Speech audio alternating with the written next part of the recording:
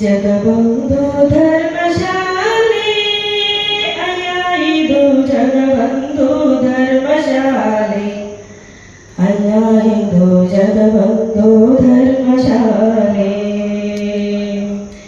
ಜಗಬಂಧು ಧರ್ಮಶಾಲೆ ಅಯ್ಯಾಯಿದು ಜಗಬಂಧು ಧರ್ಮಶಾಲೆ ಅಯ್ಯಾಯಿದು ಜಗಬಂಧು ಧರ್ಮಶಾಲೆ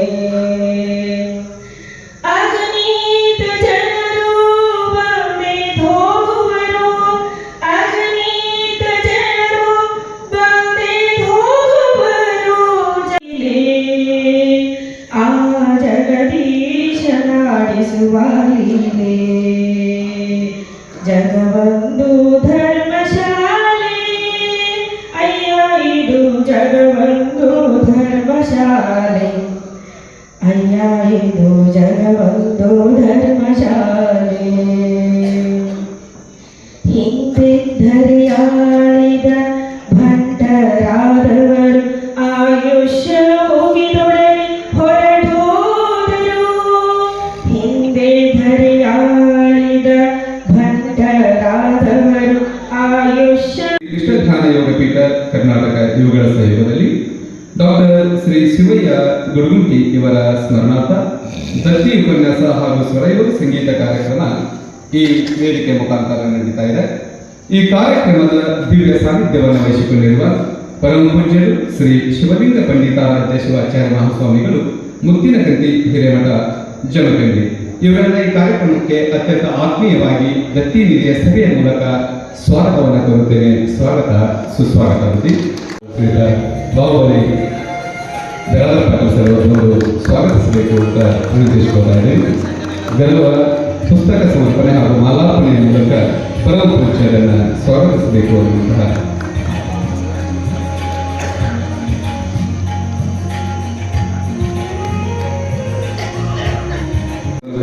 ಈ ದತ್ತಿ ಕಾರ್ಯಕ್ರಮವನ್ನು ನೆರವೇರಿಸಿಕೊಟ್ಟಿರುವಂತಹ ಮಾನ್ಯ ಶಾಸಕರು ಡಾಕ್ಟರ್ ಶ್ರೀ ಶಿವಯ್ಯ ಗುಡುಗುಂಟಿ ಅವರ ಸ್ಮರಣಾರ್ಥವಾಗಿ ದತ್ತಿ ಉಪನ್ಯಾಸ ಕಾರ್ಯಕ್ರಮವನ್ನು ಏರ್ಪಡಿಸಿದ್ದಾರೆ. ಅವರನ್ನ ಆತ್ಮೀಯವಾಗಿ ಈ ಕಾರ್ಯಕ್ರಮಕ್ಕೆ ಹೃತ್ಪೂರ್ವಕವಾಗಿ ಸ್ವಾಗತಿಸ್ಕೊಳ್ತಾ ಇದ್ದೇನೆ. ತಮ್ಮ ಜೋರದ ಚಪ್ಪಾಳೆಯೊಂದಿಗೆ ಶ್ರೀಯುತ ದಯಾನಂದ ಚೌಧರಿ ಅವರಿಗೆ ಹೃತ್ಪೂರ್ವಕವಾದಂತಹ ಸ್ವಾಗತವನ್ನು ನೀಡುತ್ತಾ ಇದ್ದೇವೆ. ಸಮಯ ಆಗಿದೆ, ಕಾರ್ಯಕ್ರಮ ಪ್ರಾರಂಭ ಮಾಡಿದ್ರೆ ಹಿರಿಯರು ಒಂದಿಷ್ಟು ಉಪನ್ಯಾಸ ಕೊಟ್ಟ ತಕ್ಷಣ ಕಾರ್ಯಕ್ರಮ ಸ್ಟಾರ್ಟ್ ಆಗ್ತದೆ. 2 ನಿಮಿಷದಲ್ಲಿ ಈ ವಿಷಯವನ್ನು ಮನವರಿಕೆ ಮಾಡ್ತಾ ಇದ್ದೀನಿ. ಇತಿಹಾಸದಲ್ಲಿ ಋಗ್ವೇದ ಮತ್ತು ಸಾಮವೇದದಂತ ಹುಟ್ಟಿದಂಥ ಸಂಗೀತ ಇದು ಪರಂಪರಾಗತವಾದಂಥ ಸಂಗೀತ. ಮೊದಲಿದು ಗುರುಕುಲಗಳ ಮುಖಾಂತರ ಗುರುಗಳ ಮಠದಲ್ಲಿ ಬೆಳೆದಂಥ ಈ ಸಂಗೀತ ವಿದ್ಯೆ ಬರ್ತಾ ಸ್ಕೂಲ್ಗಳು ಪ್ರಾರಂಭ ಆದವು.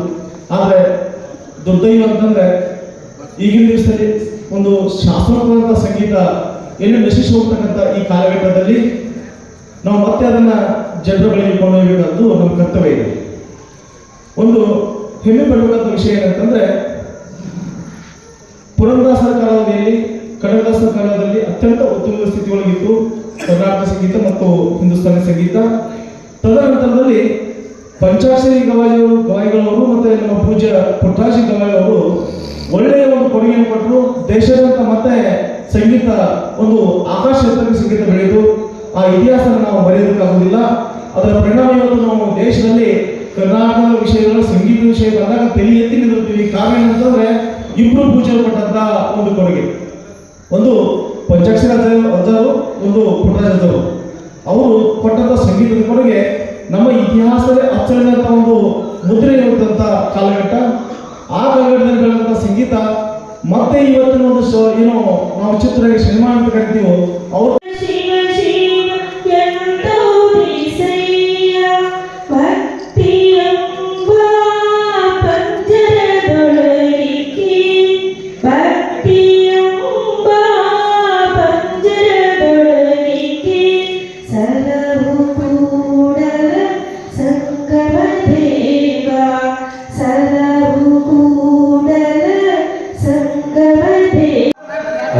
ಕಾರ್ಯಕ್ರಮವನ್ನು ವಿದ್ಯುಕ್ತವಾಗಿ ಉದ್ಘಾಟಿಸಲಿದ್ದಾರೆ ಮಾನ್ಯ ಶಾಸಕರು. ದಯವಿಟ್ಟು ತಮ್ಮ ಜೀವನದ ಚಪಾಳಿಯೊಂದಿಗೆ ಈ ಕಾರ್ಯಕ್ರಮಕ್ಕೆ ವಿದ್ಯುಕ್ತವಾದಂತಹ ಚಾಲನೆಯನ್ನು ನಮ್ಮ ತಂದೆ ತಾಯಿಯವರ ದತ್ತಿ ಉಪನ್ಯಾಸ ಇದು ಎಲ್ಲರಿಗೂ ಸಂಬಂಧಪಟ್ಟದ್ದು.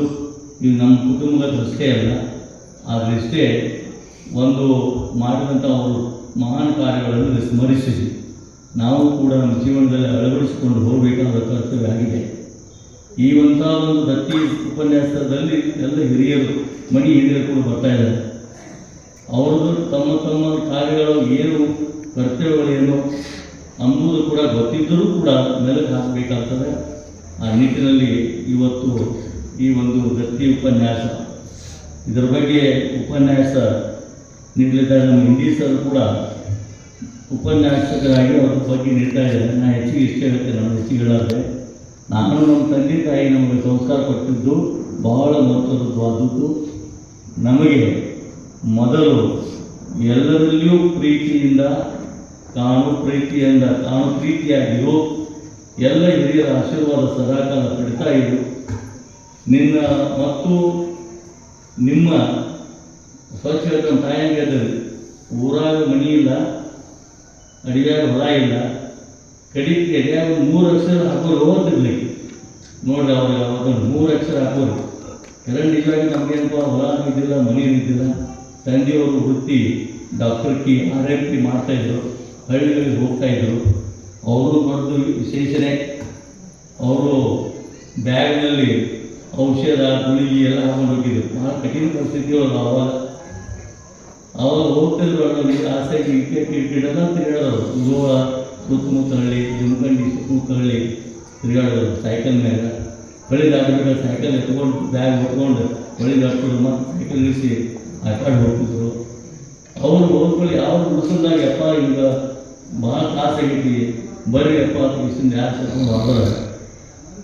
ಅಲ್ಲಿ ಹೋಗಿ ಆ ಬಡತನ ಅವ್ರು ಸರಿಯಾಗಿ ಉಡಿಸ್ಬಿಟ್ರಾಗಿಲ್ಲ ಅಂತ ಕಚ್ಕೊಂಡು ಅವರಲ್ಲಿ ಏನು ಕೊಟ್ಟಿರ್ತಾರಲ್ಲ ಹಳ್ಳಿಯವ್ರ ಜನ, ಬೆಣ್ಣೆ ಅಥವಾ ಇನ್ನಿತರ ಕಾಯಿಪಲ್ಲೆ ಏನು ಕೊಟ್ಟಿದ್ದು ಅದು ಕೊಟ್ಟು ಆಮೇಲೆ ತಮ್ಮಲ್ಲಿಂದ ಒಂದು ಔಷಧ ಗುಳಿಗೆ ಕೊಟ್ಟು ರೊಕ್ಕ ಕೊಟ್ಟು ತೊಗೊಂಡ್ಬರ್ತಿದ್ರು. ಯಪ್ಪ ನಮ್ಮ ಏನೂ ಇಲ್ಲ. ಆ ಹೊತ್ತಿನಾಗ ಅವರಂತೂ ದೇವರೇ ನೀನೇ ಗಟ್ಟಿಪ್ಪ ಅಂತ ಹೇಳಿಸಿಂದ ತಮ್ಮ ಗಟ್ಟಿನೂ ದೇವರೇನೆ.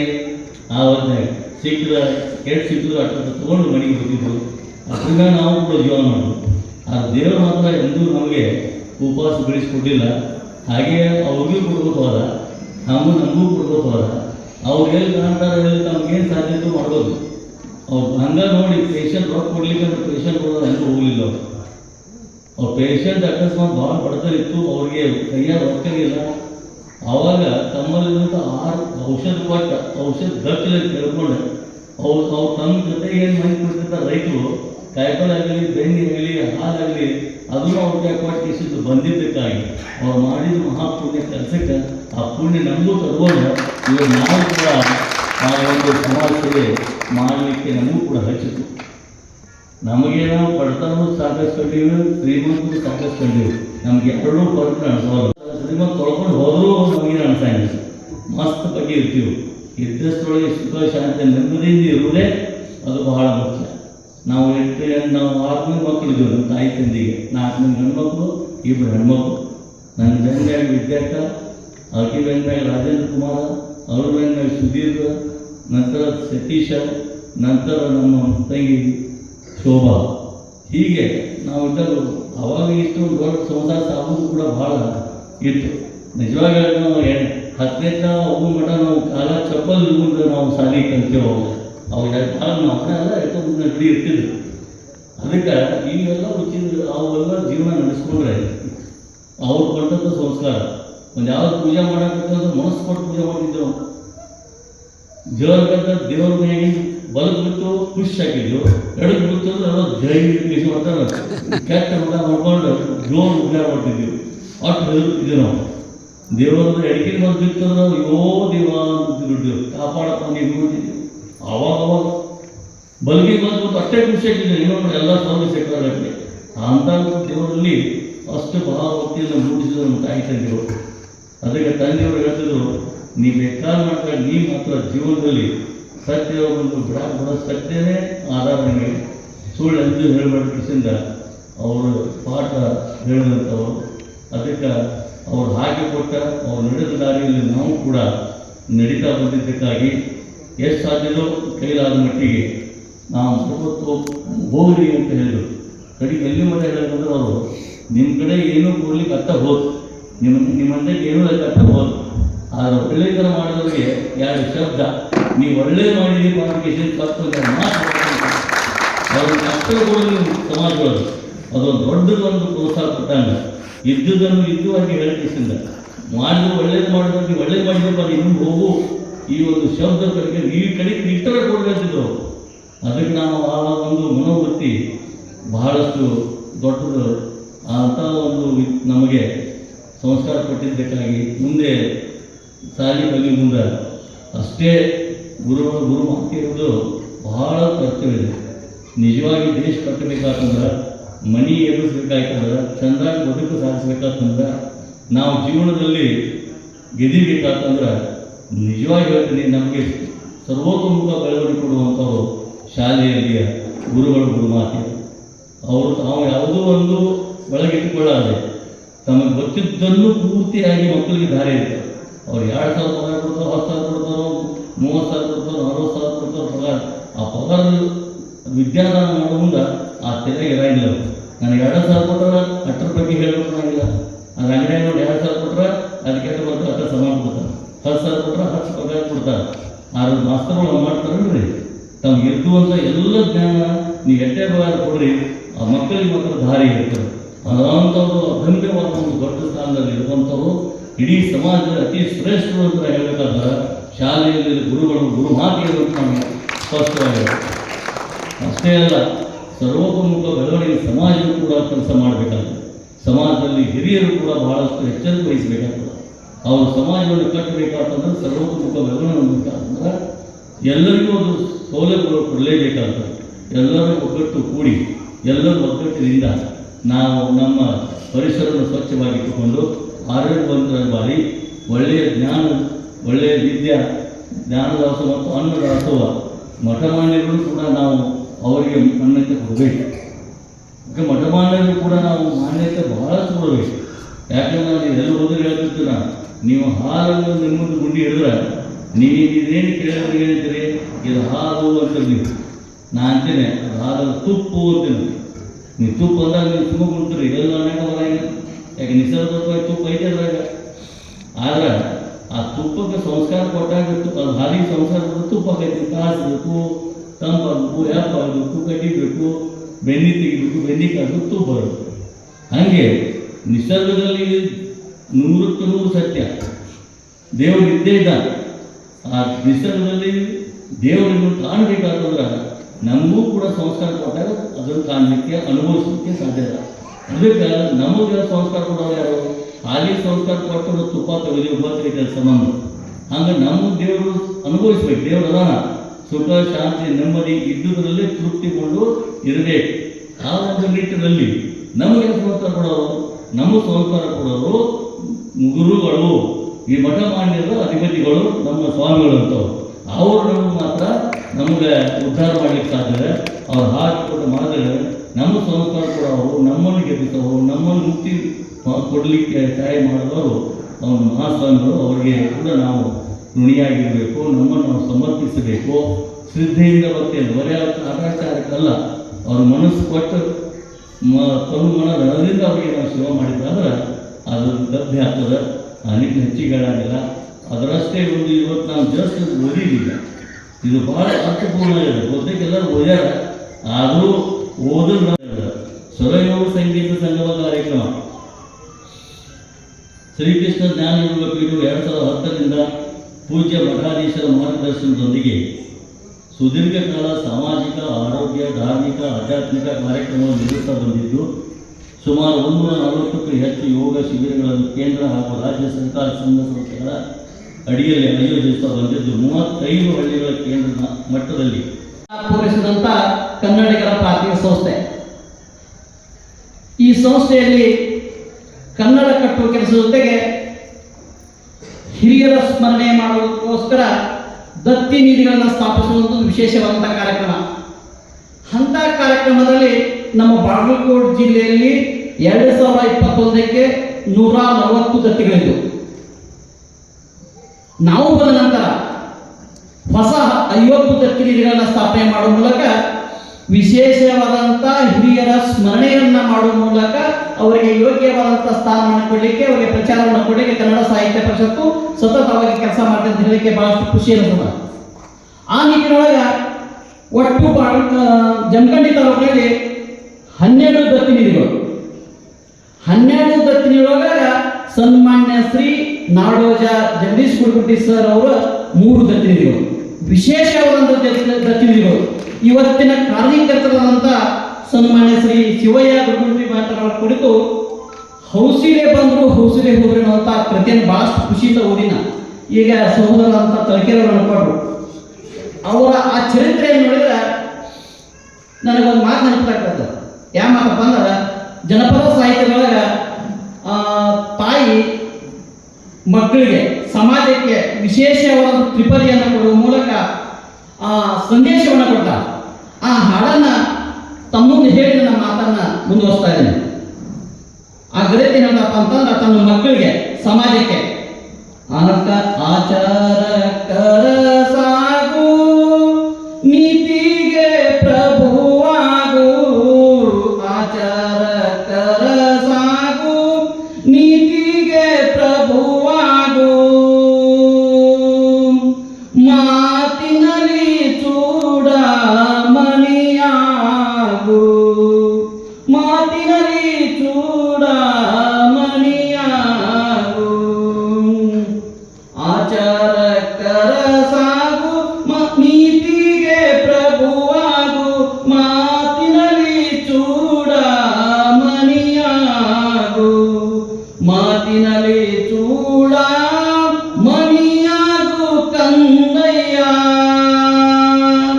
ಜ್ಯೋತಿಯೇ ಆಗು ಜಗಕ್ಕೆಲ್ಲ, ಜ್ಯೋತಿಯೇ ಆಗು ಜಗಕ್ಕೆಲ್ಲ. ಹಂತ ಕನಸನ್ನು ಹೊತ್ತು ಜೀವನವನ್ನ ನಡೆಸುವ ಮೂಲಕ ಸಮಾಜ ನಮಗೆ ಕೊಡಿದಂತೆ ಸಮಾಜಕ್ಕಾಗಿ ನಾವು ಏನು ಕೊಡೋದ್ರೊಳಗೆ ಸನ್ಮಾನ್ಯ ಶ್ರೀ ಇವತ್ತಿನ ಶಾಸಕರಾದಂಥ ಸನ್ಮಾನ್ಯ ಶ್ರೀ ನಾಡೋಜ ಜಗದೀಶ್ ಗುರುಗುಂಟಿ ಸರ್ ಅವರನ್ನ ಸಂಸ್ಕಾರದ ಜೊತೆಗೆ ಭವ್ಯ ಭಾರತವನ್ನ ಕಟ್ಟಲಿಕ್ಕೆ, ಭವ್ಯ ನಾಗರಿಕತೆಯನ್ನು ಕಟ್ಟಲಿಕ್ಕೆ ಅಂತ ಸಂಸ್ಕಾರವನ್ನ ತುಂಬಿಕೊಟ್ಟಂತವರು ಸನ್ಮಾನ್ಯ ಶಿವಯ್ಯ ಗುರುಗುಂಟಿ ಮತ್ತು ದಂಪತಿ ಜೊತೆಗೆ ಬಹಳಷ್ಟು ಖುಷಿ ಅನ್ನುವಂಥ ಮಾತನ್ನ ಈ ಸಂದರ್ಭ ಹೇಳ್ತಾ, ತಮ್ಮೆಲ್ಲರೂ ಗೊತ್ತಿದೆ, ನಮ್ಮ ವಿಧಾನಸಭೆಗೆ 224 ಮಂದಿ ಶಾಸಕರ ಆಯ್ಕೆಗೆ ಬರ್ತಾರೆ. ಅಂತ 224 ಮಂದಿ ಜನ ಶಾಸಕರಲ್ಲಿ ನಾಡೋಜ ಪ್ರಶಸ್ತಿಯನ್ನು ಪಡೆದ ಏಕೈಕ ಶಾಸಕರು ಅಂತಂದ್ರೆ ನಾಡೋಜ ಡಾಕ್ಟರ್ ಜಗದೀಶ್ ಗುರುಗುಂಟಿ ಸರ್ ಅಂತ ಬಹಳಷ್ಟು ಖುಷಿ ಅನಿಸ್ತದ. ಯಾರಿಗೆ ಸಂಸ್ಕಾರ ಇರ್ತದ ಆ ತಾಯಿ ತಂದೆ ಸಂಸ್ಕಾರ ಜೊತೆಗೆ ಸಮಾಜ ನಮಗೆ ಏನು ಕೊಟ್ಟಿದೆ ಅಂದ್ರೆ, ಸಮಾಜಕ್ಕಾಗಿ ನಾವು ಏನು ಕೊಟ್ಟಿದ್ದೀವಿ ಅಂತ ನಾವು ಸಾಕಷ್ಟು ಕನ್ನಡ ಪರ ಕೆಲಸಗಳನ್ನು ಮಾಡುವಂಥ ಸಂದರ್ಭದೊಳಗೆ ನಾವು Hasikar sir, Valikar sir, Giraddi sir, Indi sir, Mullu madam ಅವರು, ಕಡ್ಡಿ ಸರ್ ಎಲ್ಲರೂ ಹೋದಾಗ ಬಹಳಷ್ಟು ತಮ್ಮ ತನು ಮನಧನ ಕೃತಜ್ಞ ಪೂರ್ವಕವಾಗಿ ನಮ್ಮ ಬೆನ್ನೆಲುಬಿಗೆ ಕನ್ನಡ ಕಟ್ಟು ಕೆಲಸವನ್ನು ಮಾಡುವ ಮೂಲಕ, ಅದರ ಜೊತೆಗೆ ಕನ್ನಡ ಸಂಘದ ಅಧ್ಯಕ್ಷರಾಗುವ ಮೂಲಕ ವಿಶೇಷವಾದಂಥ ಕಾರ್ಯಕ್ರಮಗಳನ್ನು ಮಾಡುವ ಮೂಲಕ ಈ ಭಾಗದ ಕನ್ನಡ, ಇದು ಮುಂಬೈ ಕರ್ನಾಟಕ ಬರುವಂಥ ಜಮಖಂಡಿ ಕನ್ನಡವನ್ನು ಕಲಿಸಲಿಕ್ಕೆ, ಕನ್ನಡ ಭಾಷೆಯನ್ನು ಕಲಿಸಲಿಕ್ಕೆ ವಿಶೇಷವಾದಂಥ ಕೆಲಸ ಮಾಡಿದ್ದಾರೆ. ಅವರಿಗೆ ಯಾವತ್ತೂ ಕನ್ನಡ ಸಾಹಿತ್ಯ ಪರಿಷತ್ತು ಅನಂತ ಧನ್ಯವಾದಗಳನ್ನು ಸಲ್ಲಿಸುವ ಮೂಲಕ ಅವರ ತಂದೆ ಮುಂದಿನ ಸಲ ಕೇವಲ ಶಿವಯ್ಯ ಗುರುಗುಂಟಿ ಅವರ ಒಂದೇ ಹೆಸರಲ್ಲ, ಮುಂದಿನ ಸಲ ಎರಡು ಹೆಸರು ಕೂಡಿ ಒಂದೇ ಗತಿನಿಧಿ ಮಾಡುವಂಥ ವ್ಯವಸ್ಥೆಯನ್ನು ಮಾಡೋಣ ಅನ್ನುವಂಥ ಮಾತನ್ನ ಈ ಸಂದರ್ಭ ಹೇಳಿ, ಇಂಥ ವಿಶೇಷ ಕಾರ್ಯಕ್ರಮಕ್ಕೆ ನಮ್ಮ ಬಿಜಾಪುರದಿಂದ ಬಹಳಷ್ಟು ಪ್ರೀತಿಯಿಂದ ಗುರುಗುಂಟಿ ಅವರ ಒಂದು ಪ್ರೀತಿ ವಿಶ್ವಾಸ ಕಾರಣದಿಂದ ಹಸಿಂತಿರವಾಗಿ ಬಹಳಷ್ಟು ಉತ್ತಮವಾದಂಥ ಮಾತುಗಳು ಅಂತ ನಾವು ಎಲ್ಲ ಮಾತುಗಳನ್ನು ಕೇಳೋಣ. ಇಂಡೀಸರು ಮಕ್ಕಳು ಬಹಳಷ್ಟು ವಿಶಿಷ್ಟವಾಗಿ ಮಾತುಗಳನ್ನು ಆಡ್ತಾರೆ. ನಾವು ಕನ್ನಡ ಕಟ್ಟುವ ಕೆಲಸಕ್ಕೆ ಪೂಜ್ಯರ ಸ್ವಾಮೀಜಿಯವರ ಆಶೀರ್ವಾದ ತೆಗೆದುಕೊಂಡು ಕನ್ನಡ ಕೆಲಸ ಮಾಡೋಣ ಅನ್ನುವಂಥ ಮಾತನ್ನು ಹೇಳಿ ನಾನು ಎರಡು ಮಾತುಗಳನ್ನು ಮುಗಿಸ್ತೀನಿ. ಎಲ್ಲರಿಗೂ ನಮಸ್ಕಾರ. ಶ್ರೀಯುತ MB ಇಂಡಿ, ಅಧ್ಯಕ್ಷರು ಶರಣ ಸಾಹಿತ್ಯ ಪರಿಷತ್ ಜಮಖಂಡಿ ಇವರಿಂದ ಕರೀಲಿಕ್ಕೆ ಅಲ್ಲ ಬಿದ್ದವರ ನೆತ್ತಲಿಕ್ಕೆ ದುಡಿದ ಶಿವಯೋಗಿ, ಅನುಭಾವದೆತ್ತರಕ್ಕೆ ಕಾಯಕವ ತಂದಾತ, ತತ್ವವೆಂದರೆ ಬಸವ ಮತ್ತು ರಾಮ. ಬಸವಾದಿ ಶಿವಶರಣರನ್ನು, ಈ ನಾಡು ತುಂಬ ಸ್ವರೂಪದ ಹರಗುರುಜರ ಮೂರ್ತಿಗಳನ್ನು, ಮಹಾನ್ ದಾರ್ಶನಿಕ ಶಾಸಕರು ಬಹಳಷ್ಟು ವಿಷಯಗಳನ್ನು ಅವರು ತಮ್ಮ ಮಾತುಗಳಲ್ಲಿ ಹೇಳ್ಯಾರ. ಇವತ್ತು ಮುಖ್ಯವಾಗಿ ಎರಡು ಕಾರ್ಯಕ್ರಮಗಳು ನಡೀತಾವೆ. ಒಂದು ದತ್ತಿ ಸ್ಮರಣೀಯರ ಬದುಕು ಬರಹವನ್ನು ಕುರಿತು ನಮ್ಮ ಆತ್ಮೀಯರು ಪಟೋಳಾಗಿರುವಂಥ ಡಾಕ್ಟರ್ ಸಂಗಮೇಶ್ ಪಟೋಳಿ ಸರ್ ಅವರು ಮಾತನಾಡ್ತಾರೆ. ದತ್ತಿ ಉಪನ್ಯಾಸವನ್ನು ಕುರಿತಾಗಿ ಶರಣ ಸಂಸ್ಕೃತಿ ಅನ್ನುವಂಥ ವಿಷಯವನ್ನು ಕುರಿತು ನಾನು ಒಂದೆರಡು ವಿಚಾರಗಳನ್ನು ನಮ್ಮ ಜೋಡಿ ಹಂಚಿಕೊಳ್ಳಲಿಕ್ಕೆ ಬಯಸ್ತೇನೆ. ವಿಷಯ ಭಾಳ ಚೆನ್ನಾಗಿ ಆಯ್ಕೆ ಮಾಡ್ಯಾರ, ಶರಣ ಸಂಸ್ಕೃತಿ.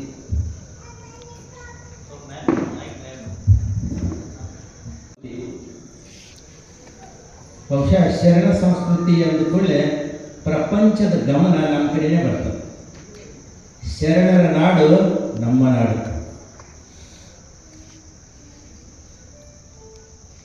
ನಮ್ಮ ಭಾರತ ದೇಶದಲ್ಲಿ ಇಂತಹ ವಿಶೇಷವಾಗಿರುವಂತಹ ಸಂಸ್ಕೃತಿ ಇರೋದರಿಂದ ವಿಶ್ವದಲ್ಲಿ ಭಾರತಕ್ಕೆ ಸಾಂಸ್ಕೃತಿಕ ತೊಟ್ಟಿಲು ಅಂತ ಕರೀತಾರೆ.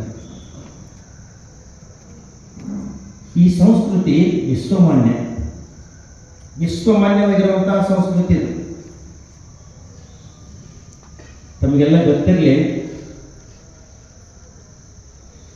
ವಿಶ್ವದ ಆತ್ಮ ಅಂದ್ರೆ ಭಾರತ, ಭಾರತದ ಆತ್ಮ ಅಂದ್ರೆ ಅಧ್ಯಾತ್ಮ, ಅಧ್ಯಾತ್ಮದ ಆತ್ಮ ಅಂದ್ರೆ ಸಂಸ್ಕೃತಿ, ಸಂಸ್ಕೃತಿಯ ಆತ್ಮ ಅಂದ್ರೆ ಸಂಸ್ಕಾರಗಳು, ಸಂಸ್ಕಾರಗಳ ಆತ್ಮಗಳಂದ್ರೆ ನಡೆನುಡಿ, ಆಚಾರ ವಿಚಾರ, ಕ್ರಿಯೆ ಪ್ರತಿಕ್ರಿಯೆ, ಸಂಪ್ರದಾಯಗಳು, ಉಡುಗೆ ತೊಡುಗೆಗಳು, ಮಾನವೀಯ ಮೌಲ್ಯಗಳು ಇತ್ಯಾದಿ ಇತ್ಯಾದಿ. ಇವೆಲ್ಲವುಗಳು ಸೇರಿ ನಮ್ಮ ಸಂಸ್ಕೃತಿಯಾಗಿದೆ. ಸಂಸ್ಕೃತಿ ಎಂದರೆ ಸಂಸ್ಕಾರಗಳ ಒಟ್ಟು ಮೊತ್ತ. ಸಂಸ್ಕಾರಗಳ ಒಟ್ಟು ಮೊತ್ತವೇ ನಮ್ಮ ಸಂಸ್ಕೃತಿಯಾಗಿದೆ. ಇಂತಹ ಪವಿತ್ರವಾಗಿರುವಂತಹ ಸಂಸ್ಕೃತಿಯನ್ನು ಒಂದು ದಿನದಲ್ಲಿ ಬೆಳೆಸಿಕೊಳ್ಳಲಿಕ್ಕೆ ಆಗೋದಿಲ್ಲ. ಇದು ನಿರಂತರವಾಗಿ ಸಂಸ್ಕಾರಗಳನ್ನು ಮೇಳೈಸಿಕೊಳ್ಳುವ ಮೂಲಕ ಬದುಕಿನಲ್ಲಿ ಕಟ್ಟಿಕೊಳ್ಳಬೇಕಾಗಿರುವಂತಹ ಒಂದು ವ್ಯವಸ್ಥೆ. ಇಲ್ಲಿ ನಾವು ಯಾವ ಸಂಸ್ಕೃತಿಯಲ್ಲಿ ಬೆಳಿತೇವೋ ಅದೇ ಫಲವನ್ನು ಅನುಭವಿಸ್ತೇವೆ. ಒಂದು ಸಣ್ಣ ದೃಷ್ಟಾಂತ ಹೇಳೋದ್ರ ಮೂಲಕ ಅದನ್ನು ಹೇಳಿದ್ರೆ ಸೂಕ್ತ ಆಗ್ತದೆ. ಒಬ್ಬ ರಾಜ ಇರ್ತಾನೆ, ಅವನಿಗೆ 3 ಮಂದಿ ಮಂತ್ರಿಗಳಿರ್ತಾರೆ. 2 ಮಂತ್ರಿಗಳು ಹೆಂಗಿರ್ತಾರೆ ಅಂದರೆ ಕುತಂತ್ರಿಗಳಿರ್ತಾರೆ, ಒಬ್ಬ ಮಂತ್ರಿ ಮಾತ್ರ ಪ್ರಾಮಾಣಿಕ ಇರ್ತಾನೆ. ಆದರೆ ನಡೆಯಲ್ಲಿ ಹೆಂಗೆ ನಡೀತದೆ ಅಂದ್ರೆ ಆ ಕುತಂತ್ರಿಗಳು ರಾಜನ ಮುಂದೆ ಬಂದು ನಮ್ಮ ಎಲ್ಲ ಕೆಲಸ ಕಾರ್ಯಗಳಿಗೆ ಈತ ಮಂತ್ರಿ ಅಡ್ಡಾಗ್ತಾನೆ, ಅವನು ತೆಗೀರಿ ಅಂತ. ರಾಜ ಬುದ್ಧಿವಂತಿದ್ರೆ ಮಾತ್ರ ಈ ಕೆಲಸ ಮಾಡಕ್ಕೆ ಸಾಧ್ಯ ಅಲ್ಲ.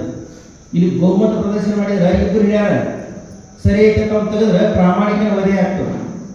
ಅವಾಗ ರಾಜ ವಿಚಾರ ಮಾಡಿದ, ಆತ್ಮ ಸರಿ ಅಂತ 3 ಮಂದಿ ಒಂದು ದಿವಸ ಕರೆಸಿದ, 3 ಗೋಣಿ ಚೀಲಗಳನ್ನು ಕೊಟ್ಟ. ಇಲ್ಲಿ ನಮ್ಮ ಕಾಡದಲ್ಲ, ಕಾಡಿಗೆ ಹೋಗ್ರಿ, ಒಳ್ಳೊಳ್ಳೆ ಹಣ್ಣುಗಳನ್ನು 5 ಚೀಲ ತುಂಬಿಕೊಂಡು ಬರ್ರಿ ಅಂತ ಹೇಳ. ಆಯಿತು ಅಂತ 3 ಮಂದಿ ಮಂತ್ರಿಗಳು ಹೋದರು. ಮೊದಲನೇ ಮಂತ್ರಿ ರಾಜನ ಆಜ್ಞೆಯನ್ನು ಶಿರಸಾವಹಿಸಿ ಪಾಲಿಸುವ ಮೂಲಕ ಒಳ್ಳೊಳ್ಳೆ ಹಣ್ಣುಗಳನ್ನು 5 ಚೀಲವನ್ನು ತುಂಬಿ ತಂದ. ಎರಡನೇ ಮಂತ್ರಿ ಅವ ಏನು ಮಾಡ್ದ, 3 ಮಂದಿಗೆ ಹೇಳ್ಯಾರ 3 ಚೀಲ ನೋಡೋಕ್ಕಿಲ್ಲ, ಒಂದು ಅರ್ಧ ಎಂತಾದ್ರು ತುಂಬಿರತ್ತು, ಮ್ಯಾಗಿನ ಅರ್ಧ ಚಲೋ ತುಂಬಿರತ್ತು ಅಂತೇಳಿ ಕೆಳಗೆ ಕೊಳಕ ಅಂತ ಇಂಥ ಹಣ್ಣುಗಳನ್ನು ತುಂಬಿ ಮೇಲುಗಡೆ ಅರ್ಧ ಚೀಲ ಒಳ್ಳೊಳ್ಳೆ ಹಣ್ಣುಗಳನ್ನು ತುಂಬಿದ. 3ನೇ ಮಂತ್ರಿ ಹೆಸರು ಕೂತಂದ್ರಿ, ಅವ ಅಂದ, ಯಾರು ನೋಡ್ತಾರಪ್ಪ ಈಗಿನ ಕಾಲದಾಗ, ಸುಮ್ಮನೆ ಏನೋ ಒಂದು ಕೆಲಸ ಹೇಳ್ಯಾರ ಆತು ಅಂತೇಳಿ ಕಸ ಕಡ್ಡಿ ಕೊಳಕ ಹಣ್ಣು ಭಾಳಷ್ಟು ತುಂಬಿ ಮ್ಯಾಗ ನೋಡೋಕ್ಕಷ್ಟೇ ನೀಟಾದಂಥ ಹಣ್ಣುಗಳನ್ನು ಇಟ್ಕೊಂಡು ಅಲಸಿ ನೀಟಾದ ಹಣ್ಣನ್ನು ಇಟ್ಕೊಂಡು ಬಂದ. 3 ತಂದರು. ರಾಜ ನೋಡ್ದ, ಸರಿ ನೀವು 3 ಹಣ್ಣು ಚೀಲಗಳನ್ನು 3 ಏನ್ರಿ, ಸರಿ ಹಾಂ ಈಗ ಏನು ಮಾಡಪ್ಪ ಸೈನಿಕರಿಗೆ ಇವು ಇನ್ನೊಂದು 3 ಕಾಣ್ತಾವೆ, 1 2 3, ಆ 3 ರೂಮ್ನೇ ಒಬ್ಬೊಬ್ಬರು ಹೇಳ್ರಿ, ಅವ್ರು ಯಾವ ಚೀಲ ತಂದಾರಲ್ಲ ಅದೇ ಚೀಲ ಅವ್ರ ಹತ್ರ ಇಟ್ಬಿಡ್ರಿ. ಆಯಿತು ಅಂತೇಳಿ ಅವ್ರು ತಂದಂಥ ಹಣ್ಣಿನ ಚೀಲ ಆ ಮಂತ್ರಿಗಳನ್ನ ಒಂದೊಂದು ಕೋಲಿಗಳಿಗೆ ಹಾಕಿದ್ರು. ಆ ಕೋಲಿ ಕೀಲಿಗೆ ಹಾಕಿದ್ರು. ಕೀಲಿ ಹಾಕಿ ಹೇಳಿದ್ರು, ಅವರಿಗೆ 1 ತಿಂಗಳ ಕಾಲ ಏನೂ ಕೊಡಂಗಿಲ್ಲ, ಅದೇ ಹಣ್ಣುಗಳನ್ನು ತಿಂದು ಬದುಕುದು ಅವರು.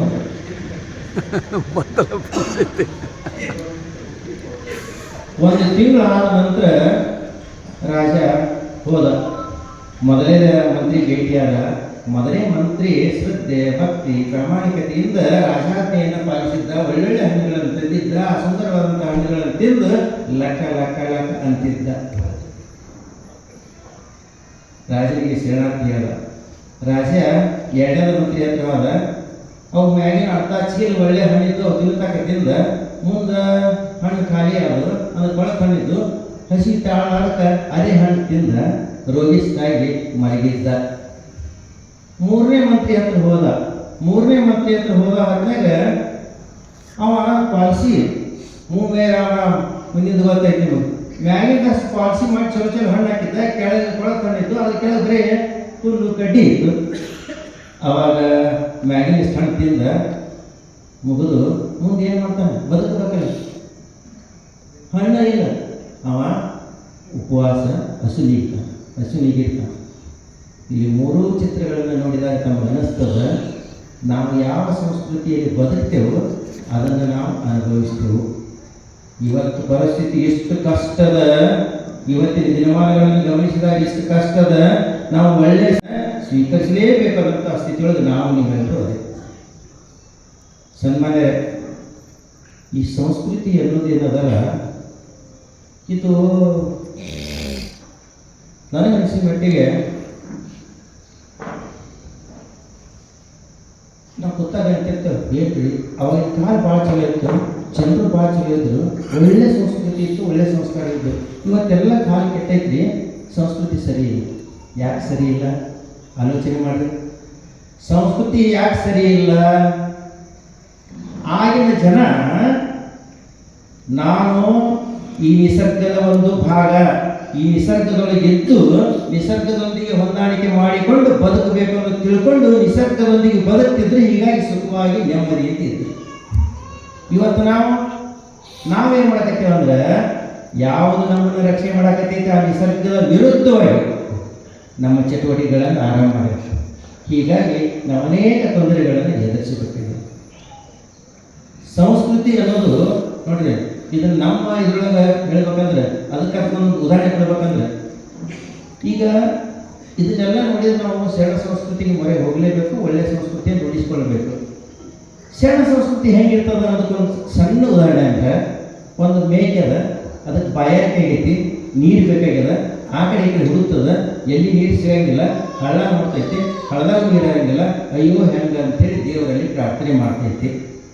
ದೇವರೇ, ನನಗೆ ಬಾಯಾರಿಕೆ ಆಗಿದೆ, ನೀರು ಕೊಡು, ನಿನ್ನಿಂದ ಮಾತ್ರ ಸಾಧ್ಯ. ಮುಂದೆ ನೋಡ್ತದ, ಅಲ್ಲೇ ಹಳ್ಳದಾಗ ಒಂದು ದೊಡ್ಡ ವರತೆ ಇರ್ತೈತಿ, ಆ ವರತಿ ಒಳಗೆ ತುಂಬಿದ ನೀರು ಇರ್ತೈತಿ, ನೋಡಿ ಖುಷಿ ಪಡ್ತದ. ಅದರ ಹತ್ರ ಹೋಗಿ ನೀರು ಹತ್ರದಲ್ಲಿ ಕೈ ಮುಗಿತದೆ. ಕಲ್ಲೊಳಗೆ ಕೊಟ್ಟಿ ಕೂಗುವ ಕಪ್ಪೆಗಳಿಗೆ ಅಲ್ಲಲ್ಲಿ ಆಹಾರವಿತ್ತವರು ಯಾರು, ಬಲ್ಯದನ್ನು ಕಾಗಿದರೆ ಯಾದಿಕೇಶವರಾಯರು ಎಲ್ಲರನ್ನು ಸಲುವುದಕ್ಕೆ ಸಂಶಯ ಬೇಡ ಅನ್ನೋ ರೀತಿ ಒಳಗೆ ಆ ನೀರನ್ನು ಕಂಡು ಆನಂದಾಗಿ, ದೇವರೇ ನನಗೆ ನೀರನ್ನು ಕರುಣಿಸಿದೆ, ನಿನಗೆ ಧನ್ಯವಾದಗಳು, ನನಗೆ ನೀರು ಕುಡಿಯೋಕ್ಕೆ ಅನುಮತಿಯನ್ನು ಕೊಡು ಅಂತ ಹೇಳಿ ಪ್ರಾರ್ಥನೆ ಮಾಡಿ ಆ ನೀರಿನ ಹೋಗಿ ತನ್ನ ಎರಡೂ ಮುಂಗಾಲುಗಳನ್ನು ನೀರಿನಿಂದ ಹೊರಗಡೆ ಮಡಿಚಿ, ಮಂಡಿಗಾಲು ಊರುತ್ತಲ್ಲ, ಮಂಡಿಗಾಲು ಊರಿ ತನ್ನ ಕತ್ತನ್ನು ಮುಂದೆ ಚಾಚಿ ಆ ನೀರಿಗೆ ಏನೂ ಧಕ್ಕೆ ಆಗಲಾರ್ದಂಗೆ ತನಗೆಷ್ಟು ಬೇಕೋ ಅಷ್ಟು ನೀರನ್ನು ಕುಡಿತದ. ಪುನಃ ಮತ್ತೆ ಅದೇ ಸ್ಥಿತಿಯೊಳಗೆ ಕಾಲನ್ನು ಹಿಂದೆ ತೆಗೆದು ದಂಡಿಗೆ ಬಂದು ನಿಂತು ಮತ್ತೆ ನೀರಿಗೆ ಪ್ರಣಾಮವನ್ನು ಹೇಳ್ತದೆ. ನನಗೆ ಭಾಳ ಖುಷಿಯಾಗಿತ್ತು, ನನ್ನ ಖುಷಿಯನ್ನು ನಿಲ್ಲಿಸಿದ್ರೆ ನಿನಗೆ ಕೋಟಿ ಕೋಟಿ ಪ್ರಣಾಮಗಳು. ನನ್ನಂಗ ಇನ್ನೂ ಎಷ್ಟೋ ಜನ ಕೃಷಿಯಾದವರು ಬರ್ತಾರೆ, ಅವರಿಗೆಲ್ಲ ನೀರು ಕೊಡುವಂಥ ಶಕ್ತಿ ನಿನಗದ, ಇದನ್ನು ಮುಂದುವರಿಸು ಅಂತ ಹೇಳಿ ಬಂದು.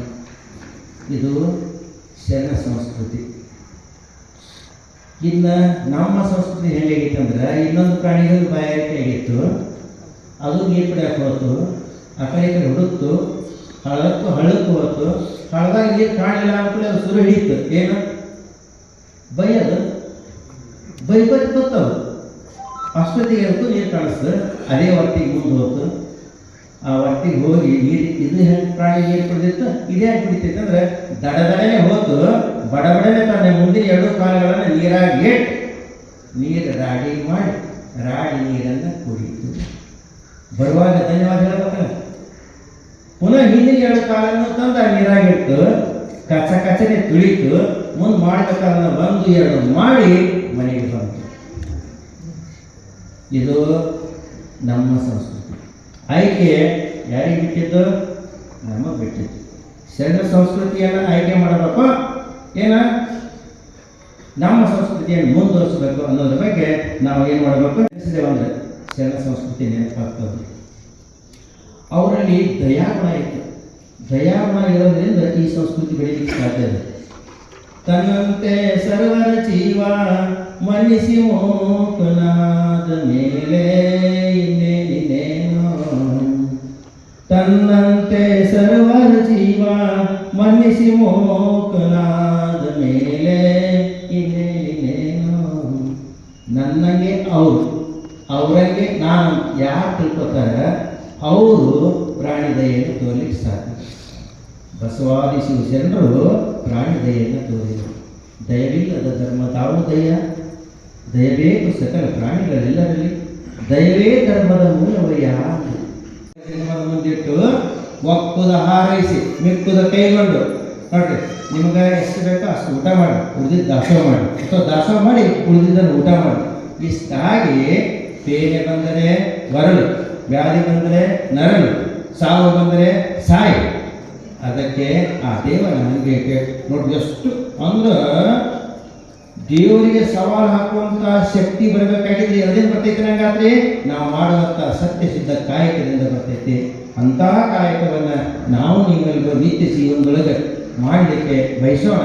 ಇವತ್ತು ನಿಮಗೆ ಅನಿವಾರ್ಯ, ನಮಗೆ ಇನ್ನೂ ಭಾಳಷ್ಟು ಮಾತನಾಡಬೇಕಾಗಿತ್ತು. ನಿಮ್ಮ ಮುಂದೆ ಸಂಗೀತ ಕಾರ್ಯಕ್ರಮವಾದ ಮತ್ತು ಡಾಕ್ಟರ್ ಶಿವಯ್ಯನವರ ಬದುಕು ಬರವರ ಕುರಿತಾಗಿ ಸರ್ ಮಾತಾಡೋದಾರ. ಪರಮ ಪೂಜ್ಯರು ಕೂಡ ಅವರು श्री गुरु बसव लिंगाय नमः। ईश्वर अल्लाह तेरे नाम सबको सन्मति दे भगवान। ಸಮಾರಂಭದ ದಿವ್ಯ ಸಾನ್ನಿಧ್ಯವನ್ನು ವಹಿಸಿರುವ ಜಮಖಂಡಿ ಐತಿಹಾಸಿಕ ಪಟ್ಟಣದ ಮುತ್ತಿನ ಕಂಟಿ ಹಿರೇಮಠ ಸಂಸ್ಥಾನದ ಪರಮ ಪೂಜ್ಯ ಶರಣ ಶಿವಲಿಂಗ ಪಂಡಿತಾರಾಧ್ಯ ಶಿವಾಚಾರ್ಯರ ಪವಿತ್ರ ಪಾದಗಳಿಗೆ ಕೋಟಿ ಕೋಟಿ ನಮನಗಳನ್ನು ಅರ್ಪಿಸಿ, ಡಾಕ್ಟರ್ ಶಿವಯ್ಯ ಹಾಗೂ ಲಿಂಗೈಕ್ಯ ಮಾತುಶ್ರೀ ಪುಷ್ಪ ಅವರ ದತ್ತಿ ಕಾರ್ಯಕ್ರಮದಲ್ಲಿ ನಾವೆಲ್ಲರೂ ಉಪಸ್ಥಿತರಿದ್ದೇವೆ. ಶರಣ ಸಂಸ್ಕೃತಿಯ ಕುರಿತು ಈಗಾಗಲೇ ದೀರ್ಘವಾಗಿ 34 ನಿಮಿಷಗಳವರೆಗೆ ಉಪನ್ಯಾಸವನ್ನು ನೀಡಿದ್ದಾರೆ. ಮತ್ತಷ್ಟು ಅದರ ಬಗ್ಗೆ ಹೇಳಲಿಕ್ಕೆ ಖಂಡಿತವಾಗಿ ನಮಗೆ ಯಾರಿಗೂ ಇಚ್ಛೆ ಇಲ್ಲ. ಸಹೋದರಿ ಸವಿತಾ ಸಿಂಗುಪ್ಪಿಯವರು ಪ್ರಾರ್ಥನೆಯೊಂದಿಗೆ ಕಾರ್ಯಕ್ರಮ ಪ್ರಾರಂಭಿಸಿದರೆ, ಸರ್ಕಾರಿ ಪ್ರೌಢಶಾಲೆಯ ಸಹಶಿಕ್ಷಕ ಶ್ರೀ ಜಡಿಮಠವರು ಕಾರ್ಯಕ್ರಮದ ನಿರೂಪಣೆಯನ್ನು ಮಾಡಿದ್ದಾರೆ. ಸಂಗೀತದ ಸೇವೆ ಈ ವೇದಿಕೆ ಮೇಲೆ ಇರುವುದರಿಂದ ನಾವ್ಯಾರೂ ಇಲ್ಲಿ ಹೆಚ್ಚಿಗೆ ಡಾಕ್ಟರ್ ಸಂಗೀತ್ ಸರ್ಗೆ ಈ ವೇದಿಕೆಯನ್ನು ಕೊಡಬೇಕಾಗಿದೆ ಅಂತ ನಾನು ಭಾವಿಸಿಕೊಂಡಿದ್ದೆ. 2 ಮಾತು. ತಂದೆ ತಾಯಿಯನ್ನು ಸ್ಮರಿಸಲೇಬೇಕು. ಯಾರು ತಂದೆ ತಾಯಿಯ ಸೇವೆಯನ್ನು ಮಾಡುವುದಿಲ್ಲ ಎಂದಿಗೂ ಆ ಪರಮಾತ್ಮ ಅವರಿಗೆ ಮೋಕ್ಷ, ಪುಣ್ಯ, ಸ್ವರ್ಗ ಕೊಡಲಿಕ್ಕೆ ಸಾಧ್ಯ ಇಲ್ಲ. ದಾಸ ಸಾಹಿತ್ಯದಲ್ಲಿ ಮಾತಾಪಿತರನ್ನು ಪೀಡಿಸಿದ ಮಗ ಯಾತ್ರೆಯ ಮಾಡಿದರೇನು ಫಲ ಪುರಂದರವಿಲ್ಲ. ಹಾಗಾಗಿ ಶರಣ ಸಂಸ್ಕೃತಿ ಎಂದರೆ ನಮ್ಮೆಲ್ಲರ ಸಂಸ್ಕೃತಿ. ಹಿಂದೆ ನಮ್ಮ ತಂದೆ ತಾಯಿ ಅಜ್ಜ ಅಜ್ಜಿ ಯಾವುದೇ ಕಾಲೇಜುಗಳಲ್ಲಿ ವಿಶ್ವವಿದ್ಯಾಲಯಗಳಲ್ಲಿ ಓದಿದವರಲ್ಲ, ಆದರೆ ಶರಣ ಸಂಸ್ಕೃತಿಯನ್ನು ಪಾಲಿಸಿಕೊಂಡು ಬಂದಿದೆ. ಮನೆಯಲ್ಲಿರುವ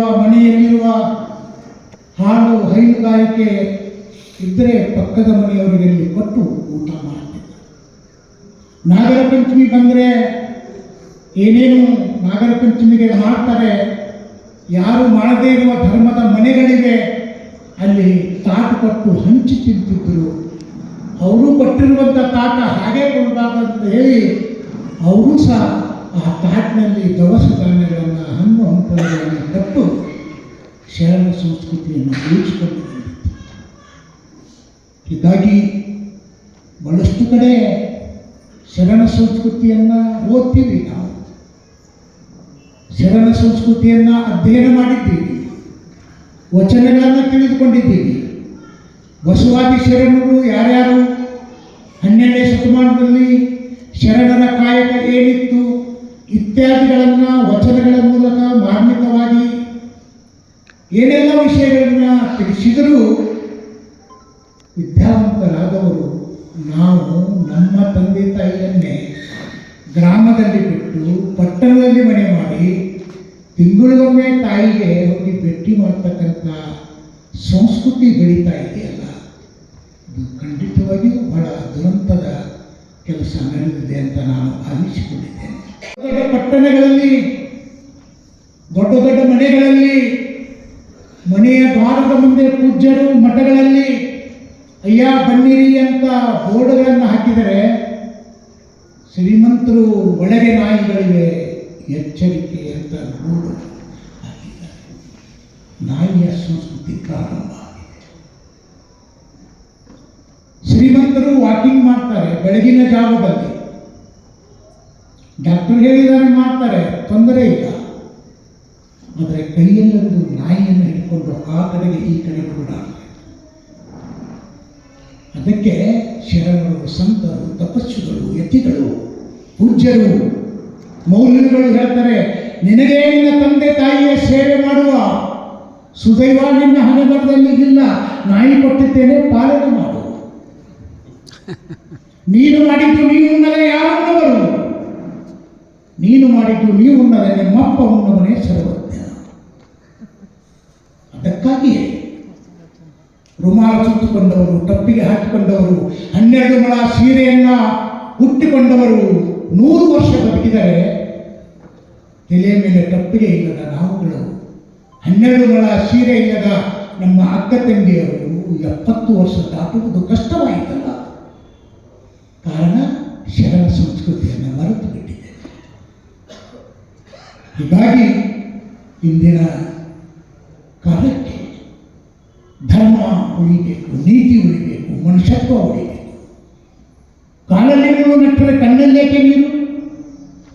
ಹಾಗೆ ಸಮಾಜಕ್ಕೆ ನೋವಾದರೆ ಅದು ನನ್ನ ನೋವು, ಇನ್ನೊಬ್ಬರಿಗೆ ಕಷ್ಟವಾದರೆ ಅದು ನನ್ನ ನೋವು.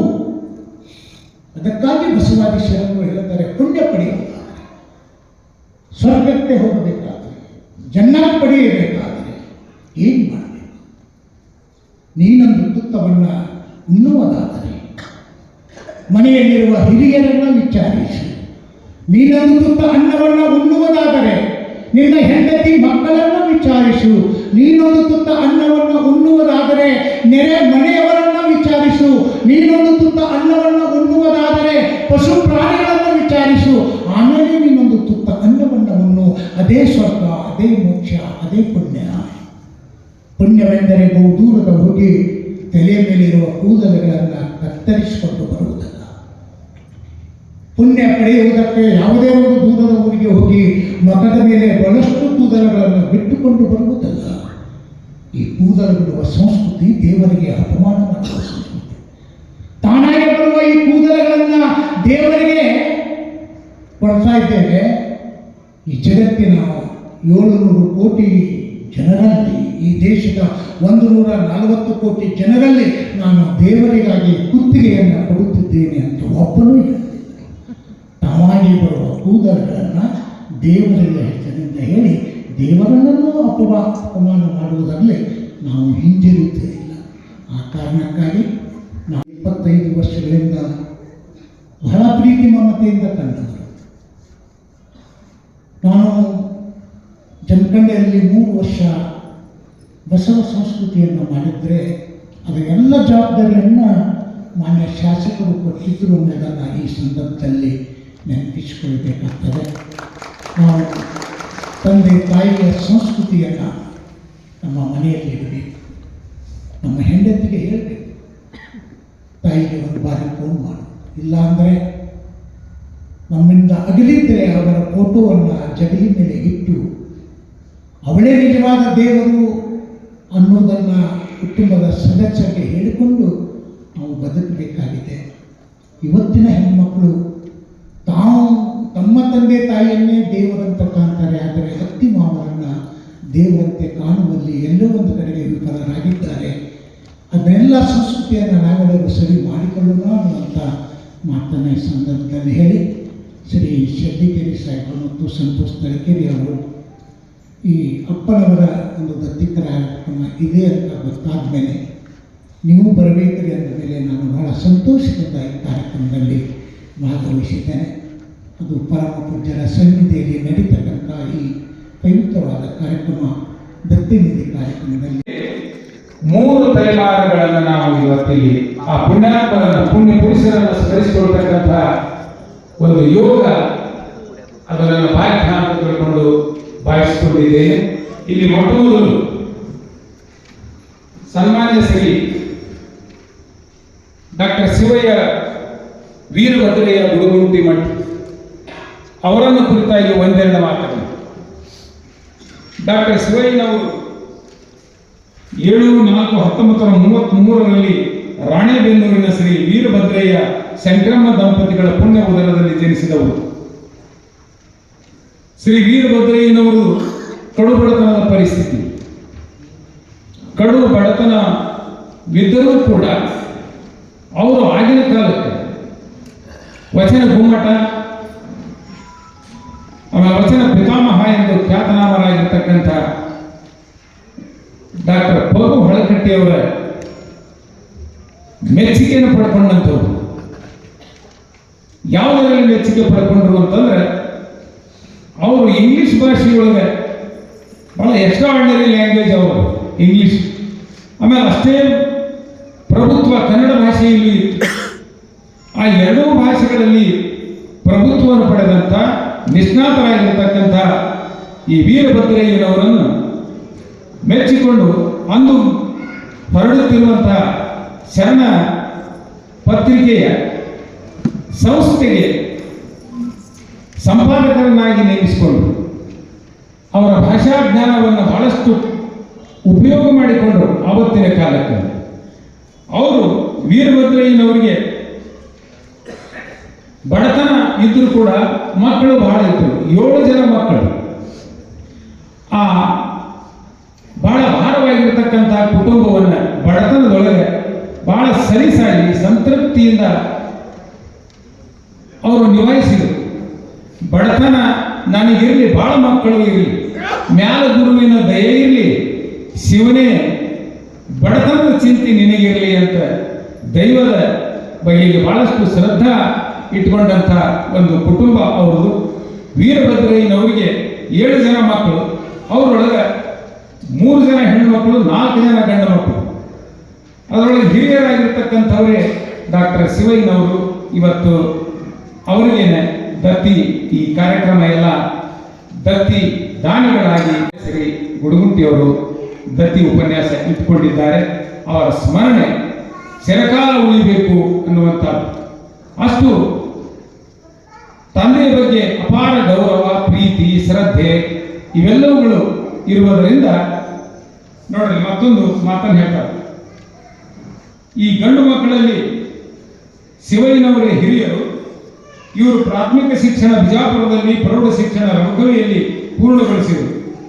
ಆರ್ಥಿಕ ಪರಿಸ್ಥಿತಿ ಚೆನ್ನಾಗಿರದಿದ್ದರೂ ಮಕ್ಕಳಿಗೆ ಶಿಕ್ಷಣ ನೀಡಬೇಕೆಂಬ ವೀರಭದ್ರಯ್ಯನವರ ಬಹು ದೊಡ್ಡ ಆಶಯ ಇತ್ತು. ಆ ಮಕ್ಕಳಿಗೆ ಶಿಕ್ಷಣ ಕೊಡಿಸಬೇಕು ಅನ್ನುವಂಥದ್ದು ಬಡತನದೊಳಗೂ ಕೂಡ ಆ ಹಂಬಲ ಇರತಕ್ಕಂಥದ್ದು ಮುಂದಿನ ಭವಿತವ್ಯವನ್ನು ಕುರಿತಾಗಿ ಹೇಳ್ತಕ್ಕಂಥದ್ದು ಅದರ ಸೂಚನೆ ಅದು. ಅವರ ಒತ್ತಾಸೆಯಿಂದ ಶಿವಯ್ಯನವರು ಮುಂಬೈ ನಗರದಲ್ಲಿ ಅವತ್ತು ಡಿಪ್ಲೊಮಾ ಇನ್ ಮೆಡಿಸಿನ್ ಅಭ್ಯಾಸ ಮಾಡಿದರು. 2 ವರ್ಷ ಕೋರ್ಸ್ ಮಾಡಿದರು. ಆ ಕೋರ್ಸ್ ಮುಗಿಸಿದಂಥ ಡಾಕ್ಟರ್ ಶಿವಯ್ಯನವರು ವೈದ್ಯ ವೃತ್ತಿಯಲ್ಲಿ ಮುಂದುವರಿದರು. ವೈದ್ಯ ವೃತ್ತಿಯ ಬಗ್ಗೆ ಶಾಸಕರು ಸನ್ಮಾನ್ಯ ಶ್ರೀ ಗುಡುಗುಂಟಿಯವರು ಒಂದಿಷ್ಟು ಪ್ರಾಸ್ತಾವಿಕವಾಗಿ ಆ ಮಾತುಗಳನ್ನು ಹೇಳಿದ್ದಾರೆ ತಂದೆ ತಾಯಿಯ ಬಗ್ಗೆ. ಆ ಶಿವಯ್ಯನವರು ಎಂಥ ಸೇವೆ ಅಂತಂದ್ರೆ, ಒಂದು ಲೆಕ್ಕದೊಳಗೆ ಉಚಿತವಾಗಿ ನೋಡೋದು. ಅವ್ರು ಹೇಳಿದರು ಎಲ್ಲ ಗೋಲ್ಬಾವಿ ಅಂತ ಊರು, ಕೇರಳ ಅಂತ ಊರು, ರೌಕವಿ, ಬರಟ್ಟಿ, ಮುದೋಳ ಈ ಊರುಗಳನ್ನು ಸುಮಾರು 150ಕ್ಕೂ ಹೆಚ್ಚು ಗ್ರಾಮಗಳಲ್ಲೆಲ್ಲ ಸೇವಾ ಮನೋಭಾವದಿಂದ ವೈದ್ಯ ವೃತ್ತಿಯನ್ನು ಮಾಡಿದರು. ರೋಗಿಗಳಿಗೆ ಉಪಚಾರ ಮಾಡಿದರು, ಶುಶ್ರೂಷೆ ಮಾಡಿದರು. ಜನರ ಒಂದು ಪ್ರತಿಕ್ರಿಯೆ ಹೆಂಗಿರ್ತಿತ್ತು ಅಂತಂದ್ರೆ, ಶಿವಯ್ಯ ಅಪ್ಪ ಅವರ ಕೈಗುಣ ಬಹಳ ಚಲೋ ಐತಿ ಅಂತ ತಿಳ್ಕೊಂಡು ಪ್ರತಿಕ್ರಿಯೆ ಬರ್ತಿತ್ತು. ಅಂಥ ಒಂದು ಒಳ್ಳೆಯ ಉಪಚಾರವನ್ನ ಡಾಕ್ಟರ್ ಶಿವಯ್ಯನವರು ಆ ಕಾಲಕ್ಕೆ ಮಾಡಿದರು. ನಂತರ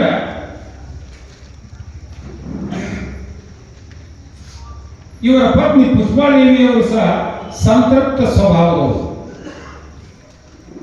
ಬಡತನ ಕಡೆತನಗಳಿದಾವೇನ ಅಂತ ತಿಳ್ಕೊಂಡು ಬೇಂದ್ರೆಯವರ ಬಡತನ ಇದ್ದಾಗಲೂ ಕೂಡ ಒಂದೇ ಭಾವ ಇರಬೇಕು ಅನ್ನೋದಕ್ಕೆ ಪುಷ್ಪಾತಾಯಿಯವರ ಜೀವನ, ಅವರ ಸಂಸಾರವೇ ಆಸ್ತಿಯಾಗಿರ್ತಕ್ಕಂಥವರು ಅಪರೂಪದವರು. ಹೀಗೆ ಜಗದೀಶ್ ಅವರು ತಮ್ಮ ಹುಟ್ಟೂರಾದ ಗುಲಮಾವಿಯಲ್ಲಿ ಪ್ರಾಥಮಿಕ ಶಿಕ್ಷಣ, ಬನಹಟ್ಟಿಯೊಳಗೆ ಮಾಧ್ಯಮಿಕ ಶಿಕ್ಷಣ ಪೂರೈಸಿದರು.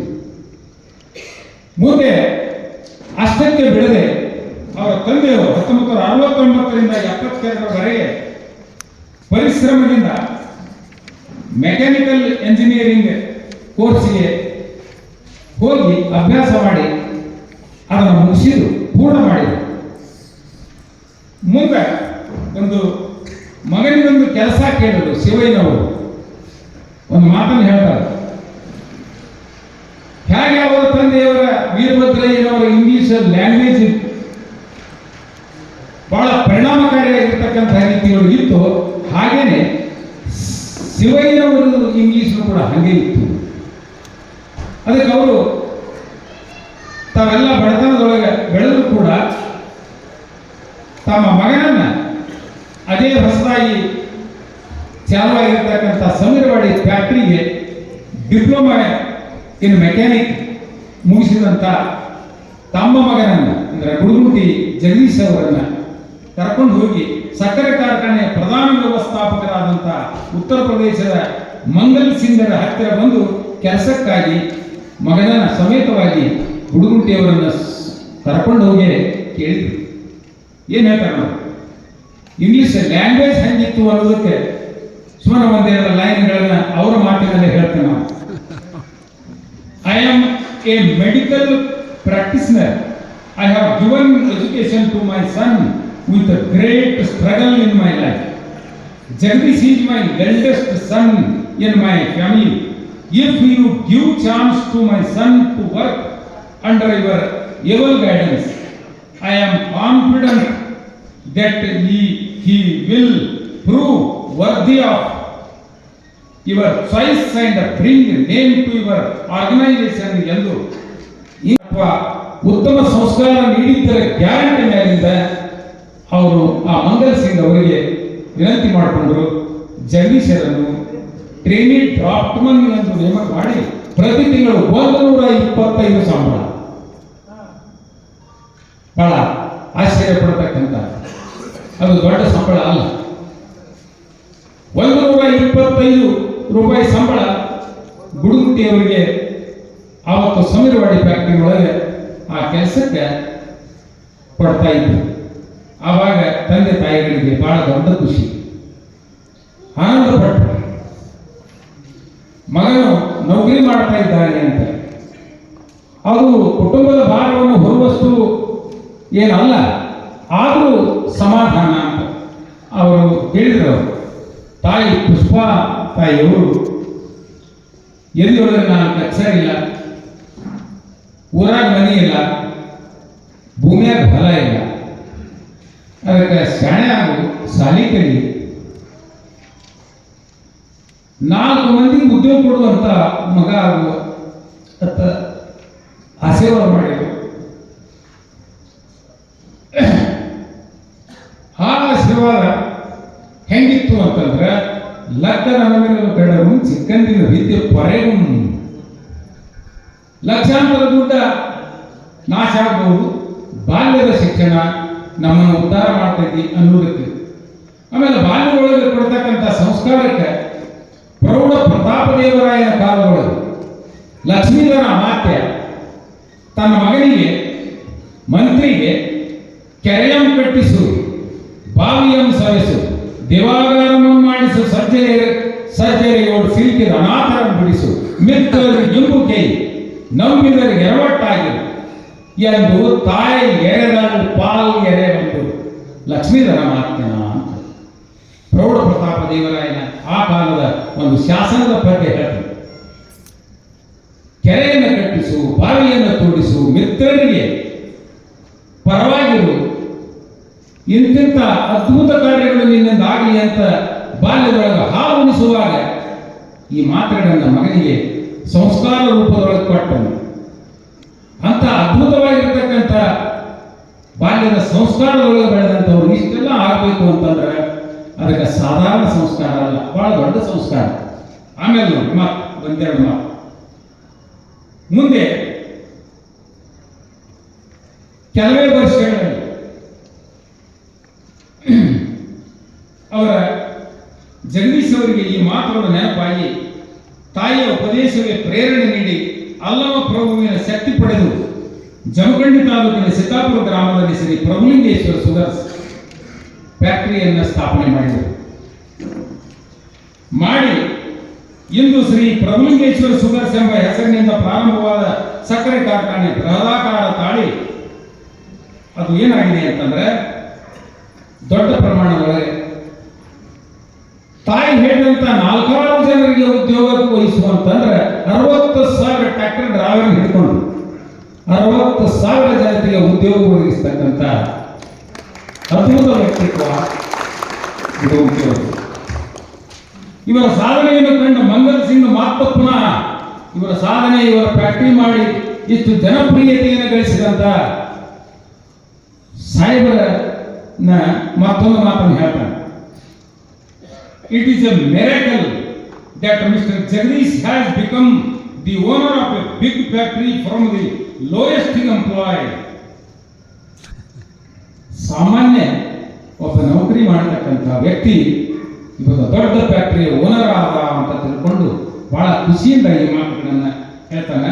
ಅದಕ್ಕೆ ಹೇಳ್ತಾನೆ, ಉಡುರಾಜನು ಕಳೆಗೊಂಡಿ ಪ್ರಸತಿ ಹಣೆ, ನೆಗ್ರೋದ ಬೀಜಂ ಕೆಲಂ ಸಿಡಿದು ಪ್ರಮರವಾಗದೆ, ಎಳೆಗರು ಎತ್ತಾಗದೆ, ಮಿಡಿ ಪಣ್ಣಾಗದೆ, ದೇವರು ಒಮ್ಮೆಯದಿರಲು ಕಲಾಟು ಕಾಲಕ್ಕೆ ಪೇಳ್ ಬಡವಂ ಬಲ್ಲಿದನಾಗನೆ ಹರ ಹರ ಶ್ರೀಚಂದ್ರ ಸೋಮೇಶ್ವರ ಅಂತ ಸೋಮೇಶ್ವರ ಕ್ಷೇತ್ರದೊಳಗೆ ನೈಸರ್ಗಿಕವಾದ ವಿಕಸನ.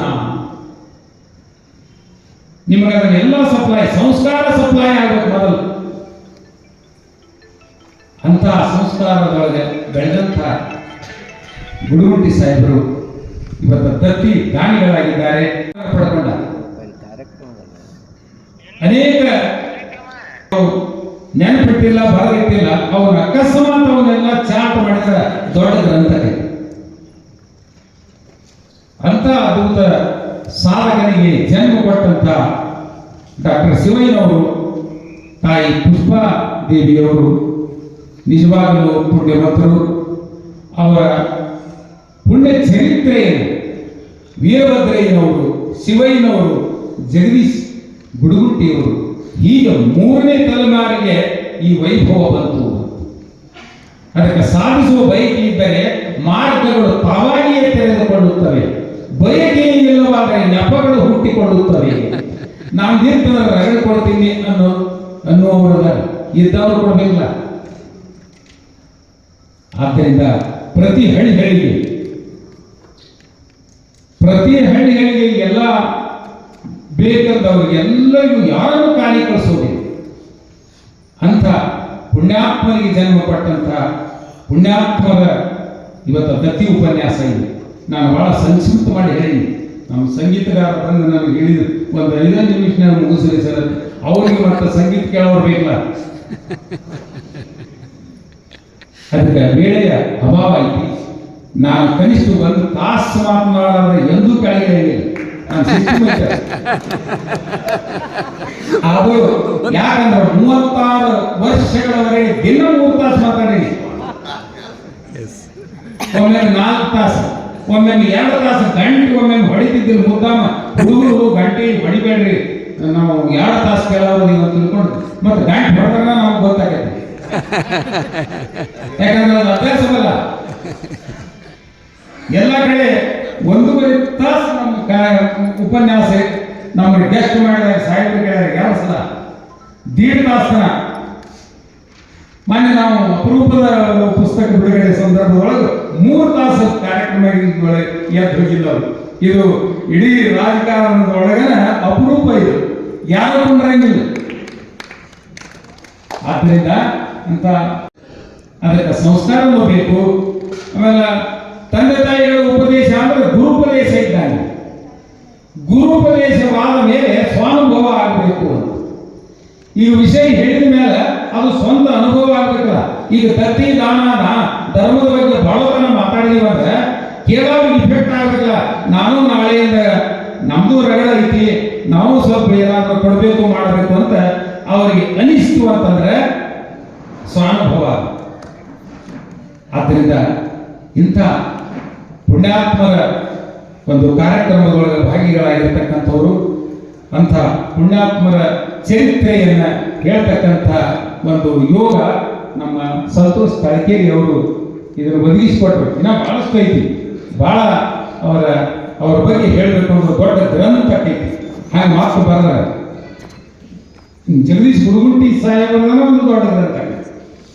ಅಷ್ಟು ದಾನ ಧರ್ಮ ಪರೋಪಕಾರದಂಥ ಶಾಶ್ವತ ಮೌಲ್ಯಗಳು, ಸತ್ಯ ಧರ್ಮ ನ್ಯಾಯ ನೀತಿ ಪ್ರಾಮಾಣಿಕತೆ ಕರ್ತವ್ಯ ನಿಷ್ಠೆ ಕರ್ತವ್ಯ ಬದ್ಧತೆ ಇವೆಲ್ಲ ಶಾಶ್ವತ ಮೌಲ್ಯಗಳು. ಯಾವ ಭಾಷಣ ಮಾಡಕ್ ಹೋದ್ರು ಇವತ್ತು ಸುತ್ತ ಮಾತಾಡ್ಬೇಕು, ನಾವು ಬೇರೆ ಮಾತಾಡಕ್ ಬರುತ್ತೀವಿ. ಇವು ಎಲ್ಲ ರಾಮಾಯಣ ಮಹಾಭಾರತ ಯಾವ ತಗೊಂಡ್ರು ಕೂಡ ಅವೆಲ್ಲ ಜೀವನದ ಮೌಲ್ಯಗಳನ್ನು ಹೇಳ್ತಾರೆ. ಈಗ ಬಹಳ ಈ ಶರಣ ಸಂಸ್ಕೃತಿ ಬಗ್ಗೆ ಎಲ್ಲ ಮಾತಾಡಿದ್ರೆ, ಸಂಸ್ಕೃತಿ ಅಂದ್ರೆ ಏನಲ್ಲ, ನಡಿಬೇಕು, ಮತ್ತೊಬ್ಬರಿಗೆ ತೊಂದರೆ ಆಗಲಾರ್ದಂಗೆ ನಮ್ಮ ನಡತೆನೆ. ಶಾಸ್ತ್ರ ಪುರಾಣಗಳನ್ನು ಓದಿದ್ರೆ ಗೊತ್ತಾಗೈತಿ, ಅದರ ನಡತೆ ಅದರ ಪರಿಣಾಮ ಆಗಿದ್ರೆ ಮಾತ್ರ ಶುದ್ಧಿ ಆಗ್ತದೆ. ನಡೆ ನುಡಿ ಎರಡೂ ಶುದ್ಧವಾಗಿ ಇರುವುದಕ್ಕೆ ಸಂಸ್ಕಾರ ಸಂಸ್ಕೃತಿ ಅಂತ. ಅಂಥದ್ದನ್ನ ಎಲ್ಲ ಶರಣರೆಲ್ಲ ಬದುಕಿ ತೋರಿಸ್ಯಾರ. ಅವರ ಬದುಕನ್ನು ನಾವು ಅಭ್ಯಾಸ ಮಾಡಿ ತೋರಿಸ್ತೀವಿ ಅಷ್ಟೇ, ನಾವು ನಡ್ಕೊಳ್ಳೋಕೆ ಮನಸ್ಸು ಮಾಡೋದಿಲ್ಲ. ಬಹಳ ಕಠೋರ ಐತಿ. ಶರಣ ಅಂತಂದ್ರೆ ಹಗರಿಲ್ಲ, ಶರಣ ಮರಣ ಇಲ್ಲ, ನಾವು ಶರಣ ಅಂತ ಶರಣ ಸಾಯುವುದಿಲ್ಲ. ಅದಕ್ಕೆ ಆ ಶರಣ ತತ್ವವನ್ನು ಪರಿಪಾಲನೆ ಮಾಡತಕ್ಕಂಥ ಒಂದು ಪರಂಪರೆಯೊಳಗೆ ನಮ್ಮ ಸಾಮಾನ್ಯ ಶ್ರೀ ಜಗದೀಶ್ ಗುಡುಗುಂಟಿಯವರು ಬೆಳೆದು ಬಂದದ್ದರಿಂದ ಈ ತಲೆಮಾರಿನೊಳಗೆ ಅವರಿಗೆ ಒಂದು ವೈಭವ, ಆಮೇಲೆ ಆ ವೈಭವದೊಳಗೆ ಎಲ್ಲರಿಗೂ ಹಂಚತಕ್ಕಂಥ ಒಂದು ಉದಾರ ಗುಣ, ಔದಾರ್ಯ. ಈಗ ಸಾಕಷ್ಟು ಶ್ರೀಮಂತಿಕೆ ಇರ್ತೈತಿ, ಅದರ ಭೋಗಿಸಲಕ್ಕೆ ಬರಂಗಿಲ್ಲ. ಭೋಗಿಸ್ಬೇಕು ಅಂತಂದ್ರೆ ಎಲ್ಲರಿಗೆ ಹಂಚಿ ತಗೊಳ್ಳೋದಕ್ಕೆ ಭೋಗ ಬದುಕ ಅಂತ. ಭೋಗಿಸದೆ, ಕನಕದಾಸ ಬರೀತಾರೆ, ಭೋಗಿಸದೆ ಈಗ ಪರಕ್ಕೆ ಗಳಿಸಿದ ಅರ್ಥ ಅಪಾರ್ಥ ಕಾಗಿನೆಲೆ ಆದಿಕೇಶವನ ಭಕ್ತ ಮುಕ್ತ. ಅದಕ್ಕೆ ನಾವು ಮುಕ್ತ ಯಾವಾಗ ಆಗ್ತೀವಿ ಅಂತಂದ್ರೆ ಭೋಗದಿಂದ ಮುಕ್ತರಾಗ್ತೀವಿ.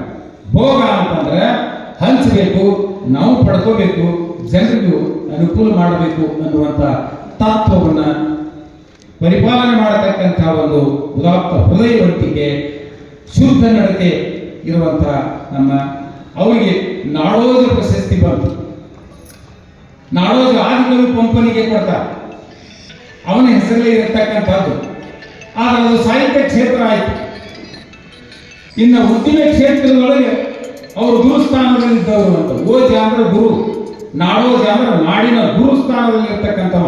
ಆ ಕ್ಷೇತ್ರದಲ್ಲಿ ಯಾರು ಮಾರ್ಗದರ್ಶಕರದಾರೋ, ಯಾರು ಗುರುವಿನ ಒಂದು ಸ್ಥಾನ ಐತೋ ಅವ್ರಿಗೆ ನಾಡೋಜ ಅಂತ ಕೊಡ್ತಾರ.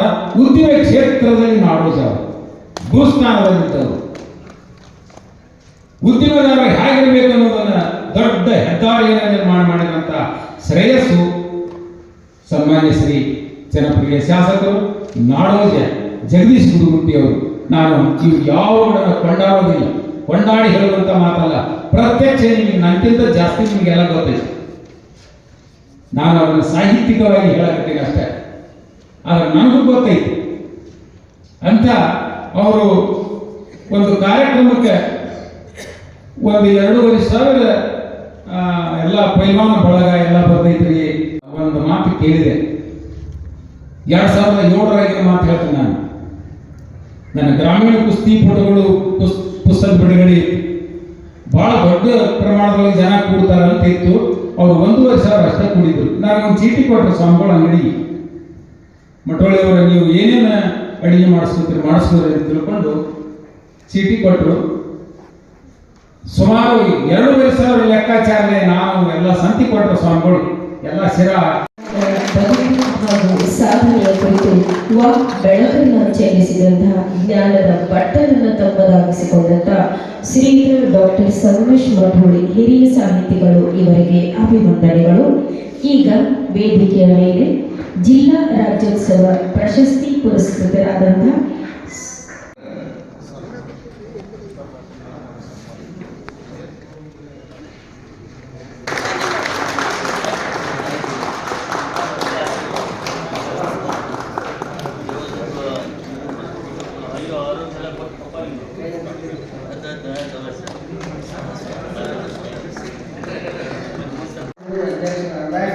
ನನಗೆ ಲೀಲಾದೇವಿ ಪ್ರಸಾದ್ ಕನ್ನಡ ರಾಜ್ಯೋತ್ಸವ ಪ್ರಶಸ್ತಿ ಒಂದು ಸಂಸ್ಥೆಯಿಂದ ಕೊಟ್ಟು ಆಗ 36 ನಾಳೆ ಯಾರಿಗೂ 71 ಪ್ರಶಸ್ತಿ.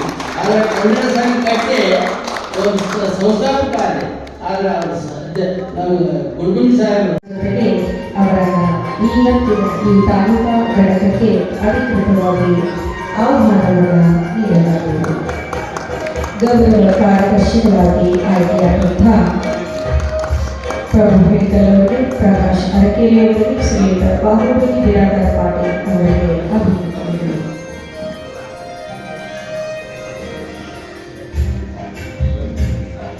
ವೇದಿಕೆಯ ಮೂಲಕ ಪದಗ್ರಾಹಕರೊಂದಿಗೆ ಅವರನ್ನ ಅಧಿಕೃತವಾಗಿ ಆಹ್ವಾನಿಸುವುದರೊಂದಿಗೆ ತಾಲೂಕಾ ಘಟಕ ಅವರಿಗೆ ಗೌರವ ಸಮಾರಂಭ ಸಲ್ಲಿಸಿದೆ. ಅವರಿಗೆ ಅಭಿನಂದನೆಗಳು. ಈಗ ಪತ್ರಿಕಾ ಮಾಧ್ಯಮದ ವತಿಯಿಂದ ಸಮಾರಂಭದಲ್ಲಿ ಬಂದು ಪಾಲ್ಗೊಂಡಿರ್ತಕ್ಕಂಥ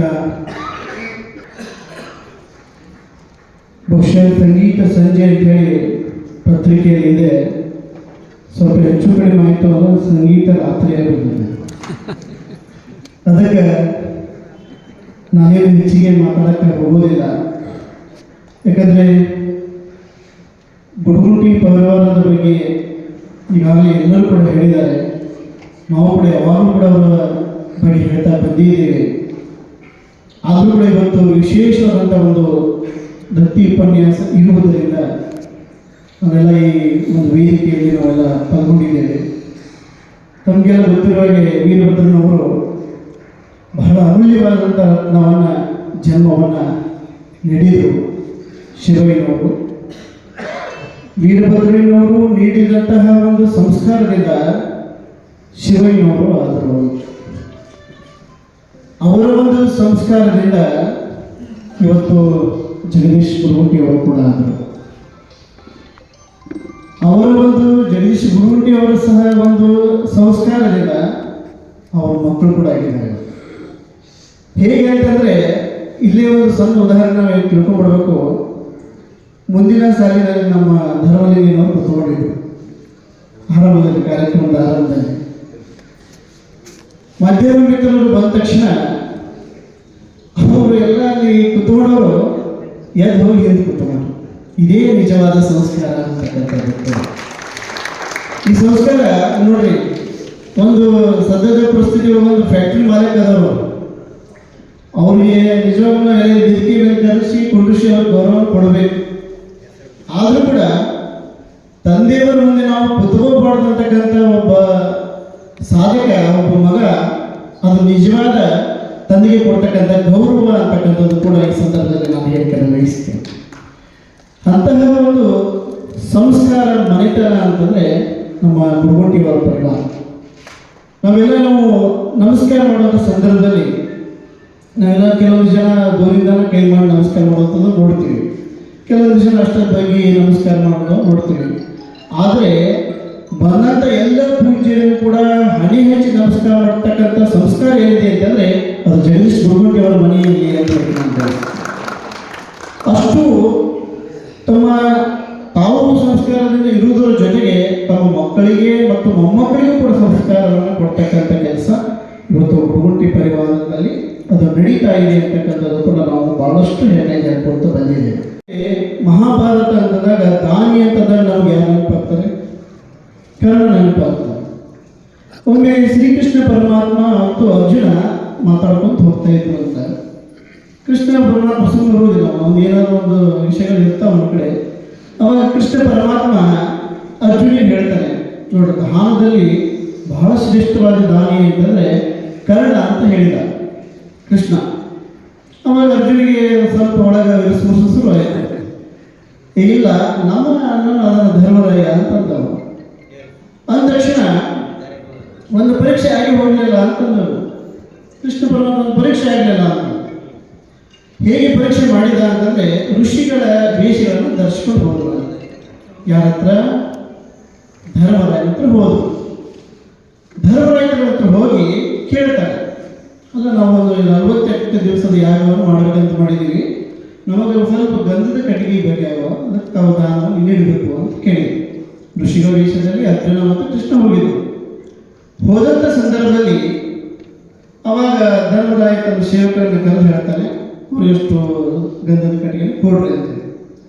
ಏನಾಗಿತ್ತು ಅಂತಂದ್ರೆ ಒಂದು ಪರೀಕ್ಷೆ ಅಲ್ಲ, ಕೃಷ್ಣನ ಪರೀಕ್ಷೆ. ಗೋಡೌನ್ ಹೋಗ್ತಾರೋ, ಗೋಡೌನಲ್ಲಿ ಗಂಧದ ಕಟ್ಟಿಗೆ ಒಂದು ಚೂರು ಇರೋದಿಲ್ಲ, ಒಂದು ಚೂರಲ್ಲಿ ಕಟ್ಟಿಗೆ ಇರೋದಿಲ್ಲ. ಮತ್ತು ಸೇವಕರು ಬಂದು ಧರ್ಮರಾಯ ಹೇಳಿದಾಗ ಧರ್ಮರಾಯ ಮತ್ತು ಋಷಿಗಳು ಹೇಳ್ತಾರೆ, ಇಲ್ಲ ಸ್ವಲ್ಪ ಕೊರತೆ ಇದೆ, ಗಂಧದ ಕೊರತೆ, ಕಟ್ಟಿಗೆ ಕೊರತೆ ಇದೆ, ಸದ್ಯಕ್ಕಾಗೋದಿಲ್ಲ, ಮತ್ತು ನಿಮ್ಗೆ ಸ್ವಲ್ಪ ಸಮಯ ಕೊಟ್ಟು ನಾನು ತಂದು ಕೊಡ್ತೀನಿ ಅಂತ ಹೇಳಿ ಋಷಿಗಳನ್ನು ಕಳಿಸಿದರು. ಇದೇ ಪರೀಕ್ಷೆಯನ್ನು ಮತ್ತು ಅವರು ಎಲ್ಲಿ ಹೋದರು? ಕರ್ಣನ ಹತ್ರ ಹೋದ್ರು. ಕರ್ಣನ ಹತ್ರ ಹೋಗಿ ಕೇಳಿದ್ರು. ಏನು ಕೇಳಿದ್ರು? ಗಂಧದ ಕಟ್ಟಿಗೆಯನ್ನು ಕೇಳಿದ್ರು. ಮತ್ತು ಕೃಷ್ಣನ ಮತ್ತು ಪರೀಕ್ಷೆ. ಅವಾಗ ಆ ಸೇವಕರು ಏನು ಮಾಡಿದ್ರು? ಕರ್ಣ ಹೇಳಿದಂಥ ಸೇವಕರು ಹೋಗಿ ಗೋಡೌನ್ಗೆ ಹೋದರು. ಅಲ್ಲಿ ಕಟ್ಟಿಗೆ ಅಲ್ಲಿ ಹೋದಾಗ ನೋಡೋದಾಗ ಅಲ್ಲಿ ಕೂಡ ಕಟ್ಟಿಗೆ ಸಿಗಲಿಲ್ಲ. ಬಂದ ತಕ್ಷಣ ಹೇಳಿದಂಥ ಕರ್ಣಿಗೆ, ಇಲ್ಲ ಕಟ್ಟಿಗೆ ಇಲ್ಲ ಅಂತೇಳಿ. ಗಂಧದ ಕಟ್ಟಿಗೆ ಇಲ್ಲ ಅಂತಂದಾಗ ಕರ್ಣ ವಿಚಾರ ಮಾಡಿದ, ಋಷಿಗಳು ಬಂದಿದ್ದಾರೆ, 48 ದಿವಸ ಯಾಗ ನಡೀತಾ ಇದೆ, ಇಂಥ ಸಂದರ್ಭದಲ್ಲಿ ಕಟ್ಟಿಗೆ ಅಲ್ಲಿ ಇಲ್ಲ ಅಂತಂದ್ರೆ ಹೇಗೆ ಯಾಗ ಮಾಡಲಿಕ್ಕೆ ಸಾಧ್ಯ ಇದೆ ಅಂತ ಹೇಳಿ ವಿಚಾರ ಮಾಡ್ಕೊಂತ ತನ್ನ ಸೇವಕರನ್ನ ಮತ್ತು ಕರೆದಂತ, ಏನು ಮಾಡಕ್ಕೆ ಹೋಗಬೇಡ, ಈ ಒಂದು ರಾಜ್ಯ ಏನು ನಮ್ಮ ರಾಜ್ಯ ಏನು ಅದಾವಲ್ಲ ಕೆಲವೊಂದಿಷ್ಟು ಸಾಮಾನುಗಳು, ಕಟ್ಟಿಗೆ ಗಂಧದ ಕಟ್ಟಿಗೆಯಿಂದ ಮಾಡಿದಂಥ ಸಾಮಾನುಗಳನ್ನ ಎಲ್ಲವನ್ನು ತಗೊಂಡೋಗಿ ಅವನ್ನೆಲ್ಲ ಒಡೆದು ಅವನ್ನೆಲ್ಲ ಚೂರು ಮಾಡಿ ತಂದು ಅವರಿಗೆ ಒಪ್ಪಿಸ್ರಿ ಅಂತೇಳಿ ಕರ್ಣ ಹೇಳಿದ್ದಾರೆ. ಈ ಪ್ರಕಾರವಾಗಿ ಆ ಕಟ್ಟಿಗೆಗಳನ್ನು ತಂದು ಯಾರಿಗೆ ಕೊಟ್ಟರು? ಆ ಋಷಿಗಳಿಗೆ ಕೊಟ್ಟರು. ಋಷಿಗಳಿಗೆ ಕೊಟ್ಟಾಗ ಅದನ್ನು ತಗೊಂಡು ಬಂದು ಹೊರಗೆ ಬಂದು ಕೃಷ್ಣ ಪರಮಾತ್ಮ ನಕ್ಕ ಹೇಳಿದಂತ, ಅಲ್ಲ ನಿಜವಾದ ದಾನಿ ಯಾರು ಅಂತಂದರೆ ತನ್ನ ಕಡೆ ಇಲ್ಲೇ ಇದ್ದಾಗೂ ಕೂಡ ಏನಾದರೂ ಕಷ್ಟಪಟ್ಟು ಏನು ನಿಜವಾಗಿ ದಾನವನ್ನು ಮಾಡ್ತಾರಲ್ಲ ಅವನೇ ನಿಜವಾದ ದಾನಿ ಅಂತೇಳಿ ಕೃಷ್ಣ ಪರಮಾತ್ಮ ಹೇಳಿದಂತ. ಹಂಗೆ ನಿಜವಾದ ದಾನಿಗಳು ಯಾವುದು ಅಂತಂದರೆ ನಮ್ಮ ಜಗದೀಶ್ ಗುರುಗುಂಟಿಯವರು. ಅವರು ಈಗ ಐತೆ ಇದ್ದಾಗ ಕೊಡ್ತಾರೆ ಸರಿ, ಅವರು ಇಲ್ಲದೇ ಇದ್ದಾಗ ಕೂಡ ಬಹಳ ಪ್ರಯತ್ನ ಮಾಡಿ ಕೊಡುವಂಥ ಮನೋಭಾವವನ್ನು ಬೆಳೆಸಿಕೊಡುವಂಥವ್ರು ಯಾರು ಅಂತಂದರೆ ನಮ್ಮ ಜಗದೀಶ್ ಗುರುಗುಂಟಿಯವರು ಅಂತೇಳಿ ನಾವು ಭಾಳಷ್ಟು ಹೆಮ್ಮೆಯಿಂದ ನಾನು ಹೇಳಕ್ಕೆ ಬಯಸ್ತೇನೆ. ಅವರು ಮಾಡಿದಂಥ ಸಾಧನೆ ನಾವೆಲ್ಲ ಅಂತೀವಿ. ನಾವು ಮೊನ್ನೆ ಒಂದು ಸ್ಕೂಲಿಗೆ ಹೋಗಿದ್ದೀವಿ.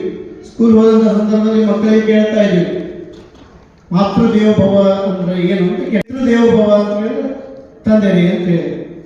ಆದರೆ ಮತ್ತೊಂದು ಪ್ರಶ್ನೆ ಕೇಳಿದ್ದಾರೆ, ನಿಮ್ಗೆ ಕಾಣುವಂಥ ದೇವರು ಯಾರು ಅಂತ ಕೇಳಿದ್ದಾರೆ. ಅವ್ರು ಹೇಳಕತ್ತಾರೆ, ದೇವರ ಕಂಡಿಲ್ಲ ಅಂದರು. ಅವರು ಕೇಳಿದ್ರೆ ಹೇಳ್ತಾರೆ, ಮಾತೃದೇವೋಭವ ಅಂದರೆ ತಾಯಿ ದೇವರು ಅಂತಾರೆ, ಪಿತೃದೇವೋಭವ ಅಂದರೆ ತಂದೆ ದೇವರು ಅಂತಾರೆ. ಆದರೆ ದೇವರು ನೀವು ನೋಡಿರನ್ನ ಅಂತ ಕೇಳಿದಾಗ ನೋಡಿಲ್ಲ ಅಂತ ಹೇಳ್ತಾರೆ. ನೋಡಿಲ್ಲ ಅಂತ ಅಂದರೆ ಮಾತೃದೇವ ಪಿತೃದೇವ ಕೇವಲ ಬಾಯಿ ಒಳಗೆ ಅಷ್ಟೇ ಅದಾವೆ, ಅದು ರೂಢಿ ಒಳಗಿಲ್ಲ. ಆದರೆ ಅದು ರೂಢಿ ಒಳಗೆ ತಂದವ್ರು ಯಾರು ಅಂತಂದರೆ ನಾವು ಜಗದೀಶ್ ಗುರುಗುಂಟಿಯವರು. ತಂದೆಯನ್ನ ಎಷ್ಟು ಗೌರವದಿಂದ ಪ್ರೀತಿಯಿಂದ ಅವರು ಇರುವವರಿಗೂ ಕೂಡ ಅವರನ್ನು ಜೋಪಾನ ಮಾಡಿದ್ರು. ಅದಕ್ಕಿಂತಲೂ ಕೂಡ ತಾಯಿಯವ್ರಿಗೆ ನಾವೆಲ್ಲ ಇವತ್ತು ನಿಜವಾಗಿ ಹೇಳಬೇಕು ಅಂತಂದರೆ, ನಾವು ಆಫೀಸ್ ಹೋಗುವಾಗ, ಮಕ್ಕಳು ಸ್ಕೂಲ್ ಹೋಗುವಾಗ ನಾವೆಲ್ಲ ವಿಚಾರ ಮಾಡ್ತಿರ್ತೀವಿ. ಎಂತಹ ವಿಚಾರ ಅಂತಂದರೆ, ನಾವೆಲ್ಲ ಮನೆಯಲ್ಲಿ ತಂದೆ ತಾಯಿಗೆ ಯಾರು ಎಷ್ಟು ನಾವು ನಮಸ್ಕಾರ ಮಾಡ್ತೀವಿ ಗೊತ್ತಿಲ್ಲ. ಆದರೆ ಜಗದೀಶ್ ಗುರುಗುಂಟಿಯವರು ದೇವರಿಗೆ ಎಷ್ಟು ನಮಸ್ಕಾರ ಮಾಡ್ತಾರೋ, ತಮ್ಮ ನಿಷ್ಠೆಲಿಂಗ ಪೂಜೆಯನ್ನು ಎಷ್ಟು ನಿಷ್ಠೆಯಿಂದ ಪೂಜೆ ಮಾಡ್ತಾರೋ, ಅದಕ್ಕಿಂತ ಹೆಚ್ಚು ತಮ್ಮ ತಾಯಿಯು ಕೂಡ ಅಷ್ಟೇ ಗೌರವ ಕೊಡ್ತಾರೆ. ತಾಯಿಗೆ ನಮಸ್ಕಾರ ಮಾಡಿ ಅವರು ಇವತ್ತಿಗೂ ಅವರಿಗೂ ಕೂಡ ಅವರು ತಾಯಿ ಇರುವವರೆಗೂ ಕೂಡ ಆ ತಾಯಿಯ ಸ್ಮರಣೆಯನ್ನು ಮಾಡ್ತಾ ಅವರ ಸೇವೆಯನ್ನು ಮಾಡಿ ಇವತ್ತು ಸಾಧನೆಯನ್ನು ಮಾಡಿದ್ದಾರೆ ಅಂತ ಹೇಳಿ ಈ ಸಂದರ್ಭದಲ್ಲಿ ನಾನು ಹೇಳಿಕೆಯನ್ನು ಬಯಸ್ತೀನಿ. ಅದರ ಜೊತೆಗೆ ಅವರು ಇವತ್ತು ಏನೋ ಜೀವನದಲ್ಲಿ ಏನೋ ಒಂದು ಸಾಧನೆ ಅವರ ಮನಸ್ಸಿನಲ್ಲಿ ಈ ಶಾಸಕನಾಗಿ ಕೂಡ ನಾನು ಏನಾದರೂ ಸಮಾಜ ಸೇವೆಯನ್ನು ಮಾಡಬೇಕು ಅಂತಕ್ಕಂಥ, ಯಾಕಂದರೆ ಅಧಿಕಾರಿತ್ವ ಅಂದರೆ ಏನಾದರೂ ಕೆಲಸವನ್ನು ಮಾಡಬಹುದು ಅನ್ನೋಂಥ ಮನೋಭಾವ ಅವರಲ್ಲಿ ಇತ್ತು. ಅದಕ್ಕಾಗಿ ಇವತ್ತು ರಾಜಕೀಯ ರಂಗದಲ್ಲಿ ಕೂಡ ಅವ್ರು ಮಾಡಿದ ಸಾಧನೆ ಅಷ್ಟಿಷ್ಟಲ್ಲ, ಅದರ ಜೊತೆಗೆ ತಮ್ಮ ಶಾಲೆಯೊಳಗೆ ನೋಡ್ರಿ, ನಮ್ಮ ಶಾಲೆಯೊಳಗೆ ನಾವು ಸ್ಪರ್ಧೆಯನ್ನು ಇಟ್ಟುಕೊಂಡು ಅವಾರ್ಡ್ ಕೊಡೋದನ್ನು ನೋಡಿದ್ವಿ. ಆದರೆ ಬೇರೆ ಶಾಲೆ ಮಕ್ಕಳನ್ನು ಕರ್ಕೊಂಡು ಅಲ್ಲಿ ಒಂದು ಸ್ಪರ್ಧೆ ಇಟ್ಟು ಆ ಸ್ಪರ್ಧೆಯಲ್ಲಿ ಗೆದ್ದವಂಥವ್ರಿಗೆ ಶಾಲೆಗಳಿಗೆ ಅವಾರ್ಡ್ ಕೊಡ್ತಕ್ಕಂಥ ಕೆಲಸ ಈ ಭಾಗದಲ್ಲಿ ಯಾರು ಮಾಡ್ತಾ ಇದ್ದಾರೆ ಅಂತಂದರೆ ಅದು ಕೂಡ ಜಗದೀಶ್ ಗುರುಗುಂಟಿಯವರು ಅಂತಕ್ಕಂಥ ಮಾತನ್ನು ಬಹಳಷ್ಟು ನಾನು ಹೆಮ್ಮೆಯಿಂದ ಹೇಳಕ್ಕೆ ಬಯಸ್ತೀನಿ. ಅದರ ಜೊತೆಗೆ ಅವರ ಮೇಲೆ ಜವಾಬ್ದಾರಿ ಬಹಳಷ್ಟು ಇದೆ. ಜಮಖಂಡಿ ಭಾಗದಲ್ಲಿ ಈ ಒಂದು ಕ್ಷೇತ್ರವನ್ನು ಇನ್ನೂ ಉನ್ನತ ಮಟ್ಟಿಗೆ ಒಯ್ಯಬೇಕಂತಕ್ಕಂಥ ಒಂದು ಮನೋಭಾವನೆ ಅವರಲ್ಲಿ ಇರುವುದರಿಂದ ಈಗಾಗಲೇ ತಾವೆಲ್ಲ ಈಗೀಗ ಮನೆ ಭಾಳ ಚರ್ಚೆಗೆ ಬಂದು ನಮ್ಮ ಜಮಖಂಡಿ ಜಿಲ್ಲೆ ಆಗಬೇಕು, ಸಾವಳಗಿ ತಾಲೂಕು ಆಗಬೇಕು, ಮತ್ತು ಆದಷ್ಟು ಕುರ್ಚಿ ಮತ್ತು ಮಾರ್ಗ, ಯಾಕಂದರೆ ಕುರ್ಚಿಯಿಂದ ನಮಗೆ ಬಾಗಲಕೋಟೆಗೆ ರೈಲು ಮಾರ್ಗ ಆಗಬೇಕು ಅಂತಕ್ಕಂಥ ಬಹಳಷ್ಟು ವಿಚಾರಗಳು ಇದ್ದಿದ್ದರಿಂದ ಈ ಭಾಗದಲ್ಲಿ ಅವರಿಂದ ಇನ್ನೂ ಕೂಡ ಸಮಾಜ ಸೇವೆ ಸದಾಕಾಲ ಹೀಗೆ ನಡೆಯಲಿ ಅಂತ ಹೇಳಿ ಈ ಸಂದರ್ಭದಲ್ಲಿ ಹೇಳ್ತಾ, ಇವತ್ತು ವಿಶೇಷವಾಗಿ ನಮ್ಮ ಮಟೋಳಿ ಸರ್ ಅವರು ಕೂಡ ಬಹಳಷ್ಟು ಒಳ್ಳೆಯ ಮಾತುಗಾರರು. ಬಹುಶಃ ಅವರಿಗೆ ಸಮಯ ಸಿಗಲಿಲ್ಲ, ಅದರ ಜೊತೆಗೆ ನಮ್ಮ ಉಮ್ಮಿ ಸರ್ ಕೂಡ ಒಳ್ಳೆಯ ಮಾತುಗಳನ್ನು ಆಡಿದ್ದಾರೆ. ಹಾಗಾಗಿ ಇವತ್ತು ಈ ಕಾರ್ಯಕ್ರಮ ಯಶಸ್ವಿಯಾಗಿದೆ. ಇನ್ನೂ ಕೂಡ ಈ ಕಾರ್ಯಕ್ರಮದ ಒಂದು ಸಂಗೀತ ಕಾರ್ಯಕ್ರಮ ನಡೀತಾ ಇದೆ. ಅದಕ್ಕೂ ಕೂಡ ತಾವು ಇನ್ನೂ ಕೂಡ ಸಮಯವನ್ನು ಕೊಟ್ಟು ಆ ಕಾರ್ಯಕ್ರಮ ಯಶಸ್ವಿಯಾಗಿ ಮಾಡಬೇಕು ಅಂತೇಳಿ ಈ ಸಂದರ್ಭದಲ್ಲಿ ಹೇಳ್ತಾ, ಈ ಕಾರ್ಯಕ್ರಮಕ್ಕೆ ಬಂದು ಪಾಲ್ಗೊಂಡಿರ್ತಕ್ಕಂಥ ತಮ್ಮೆಲ್ಲರಿಗೂ ಕೂಡ ಪರಮದಯಾಳ ಪಾರ್ವತಿ ಪರಮೇಶ್ವರರ ಆಶೀರ್ವಾದ ಸದಾಕಾಲ ಇರಲಿ. ಆ ಶಿವಯ್ಯನವರು ಅವರು ಮಾಡಿದಂತಹ ಒಂದು ಸಾಧನೆ, ಅವರು ಮಾಡಿದಂಥ ಒಂದು ಪುಣ್ಯ ಇವತ್ತು ಅವರ ಮಕ್ಕಳಿಗೆ ತಟ್ಟಿದೆ ಅಂತ ಹೇಳಿ ಈ ಸಂದರ್ಭದಲ್ಲಿ ಹೇಳ್ತಾ ನಮ್ಮೆಲ್ಲರಿಗೂ ಕೂಡ ಶರಣಾರ್ಥಿಗಳು.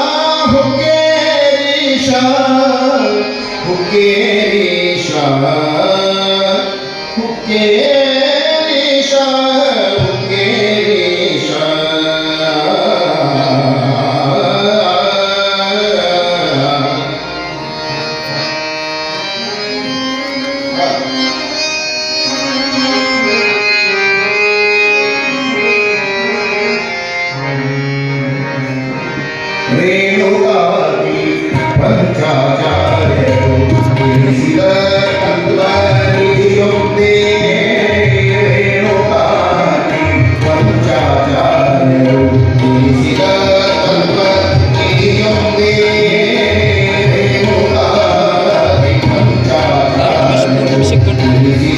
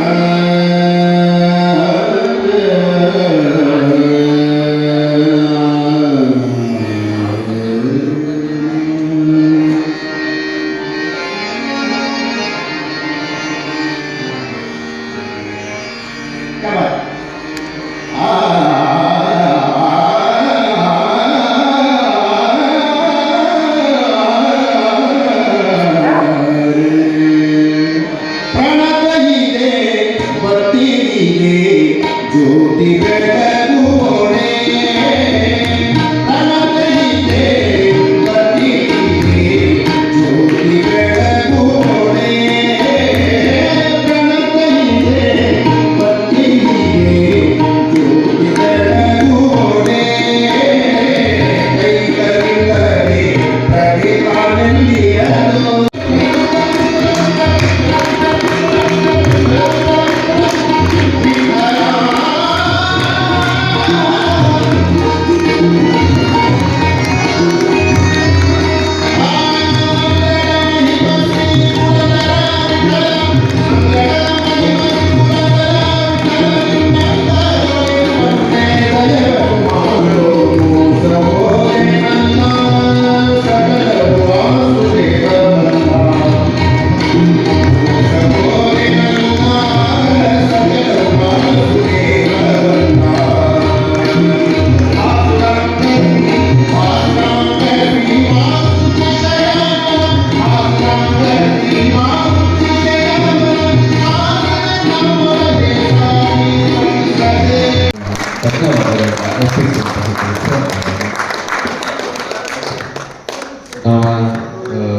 ನೀವು ಈ ಮಟ್ಟಿನ ಸಂಗೀತವನ್ನು ನುಡಿಸೋದಕ್ಕೆ ನಾವು ಮೊದಲಿಗೆ ಕೊಡಬೇಕಾಗಿತ್ತು ಅನ್ನುವಂಥ ಅಭಿಪ್ರಾಯ ಬಂತು.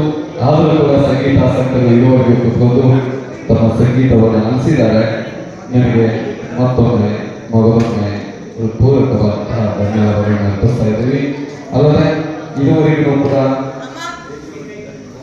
ಡಾಕ್ಟರ್ ಶ್ರೀ ಶಿವಯ್ಯ ಗುರುಗಟ್ಟಿಯವರ ಸ್ಮರಣಾರ್ಥ ದತ್ತಿ ಉಪನ್ಯಾಸ ಹಾಗೂ ಸ್ವಯಂಯೋಗ ಸಂಗೀತ ಸಂಗಮ ಕಾರ್ಯಕ್ರಮ ಅತ್ಯಂತ ಯಶಸ್ವಿಯಾಗಿ ನಡೆಯಿತು.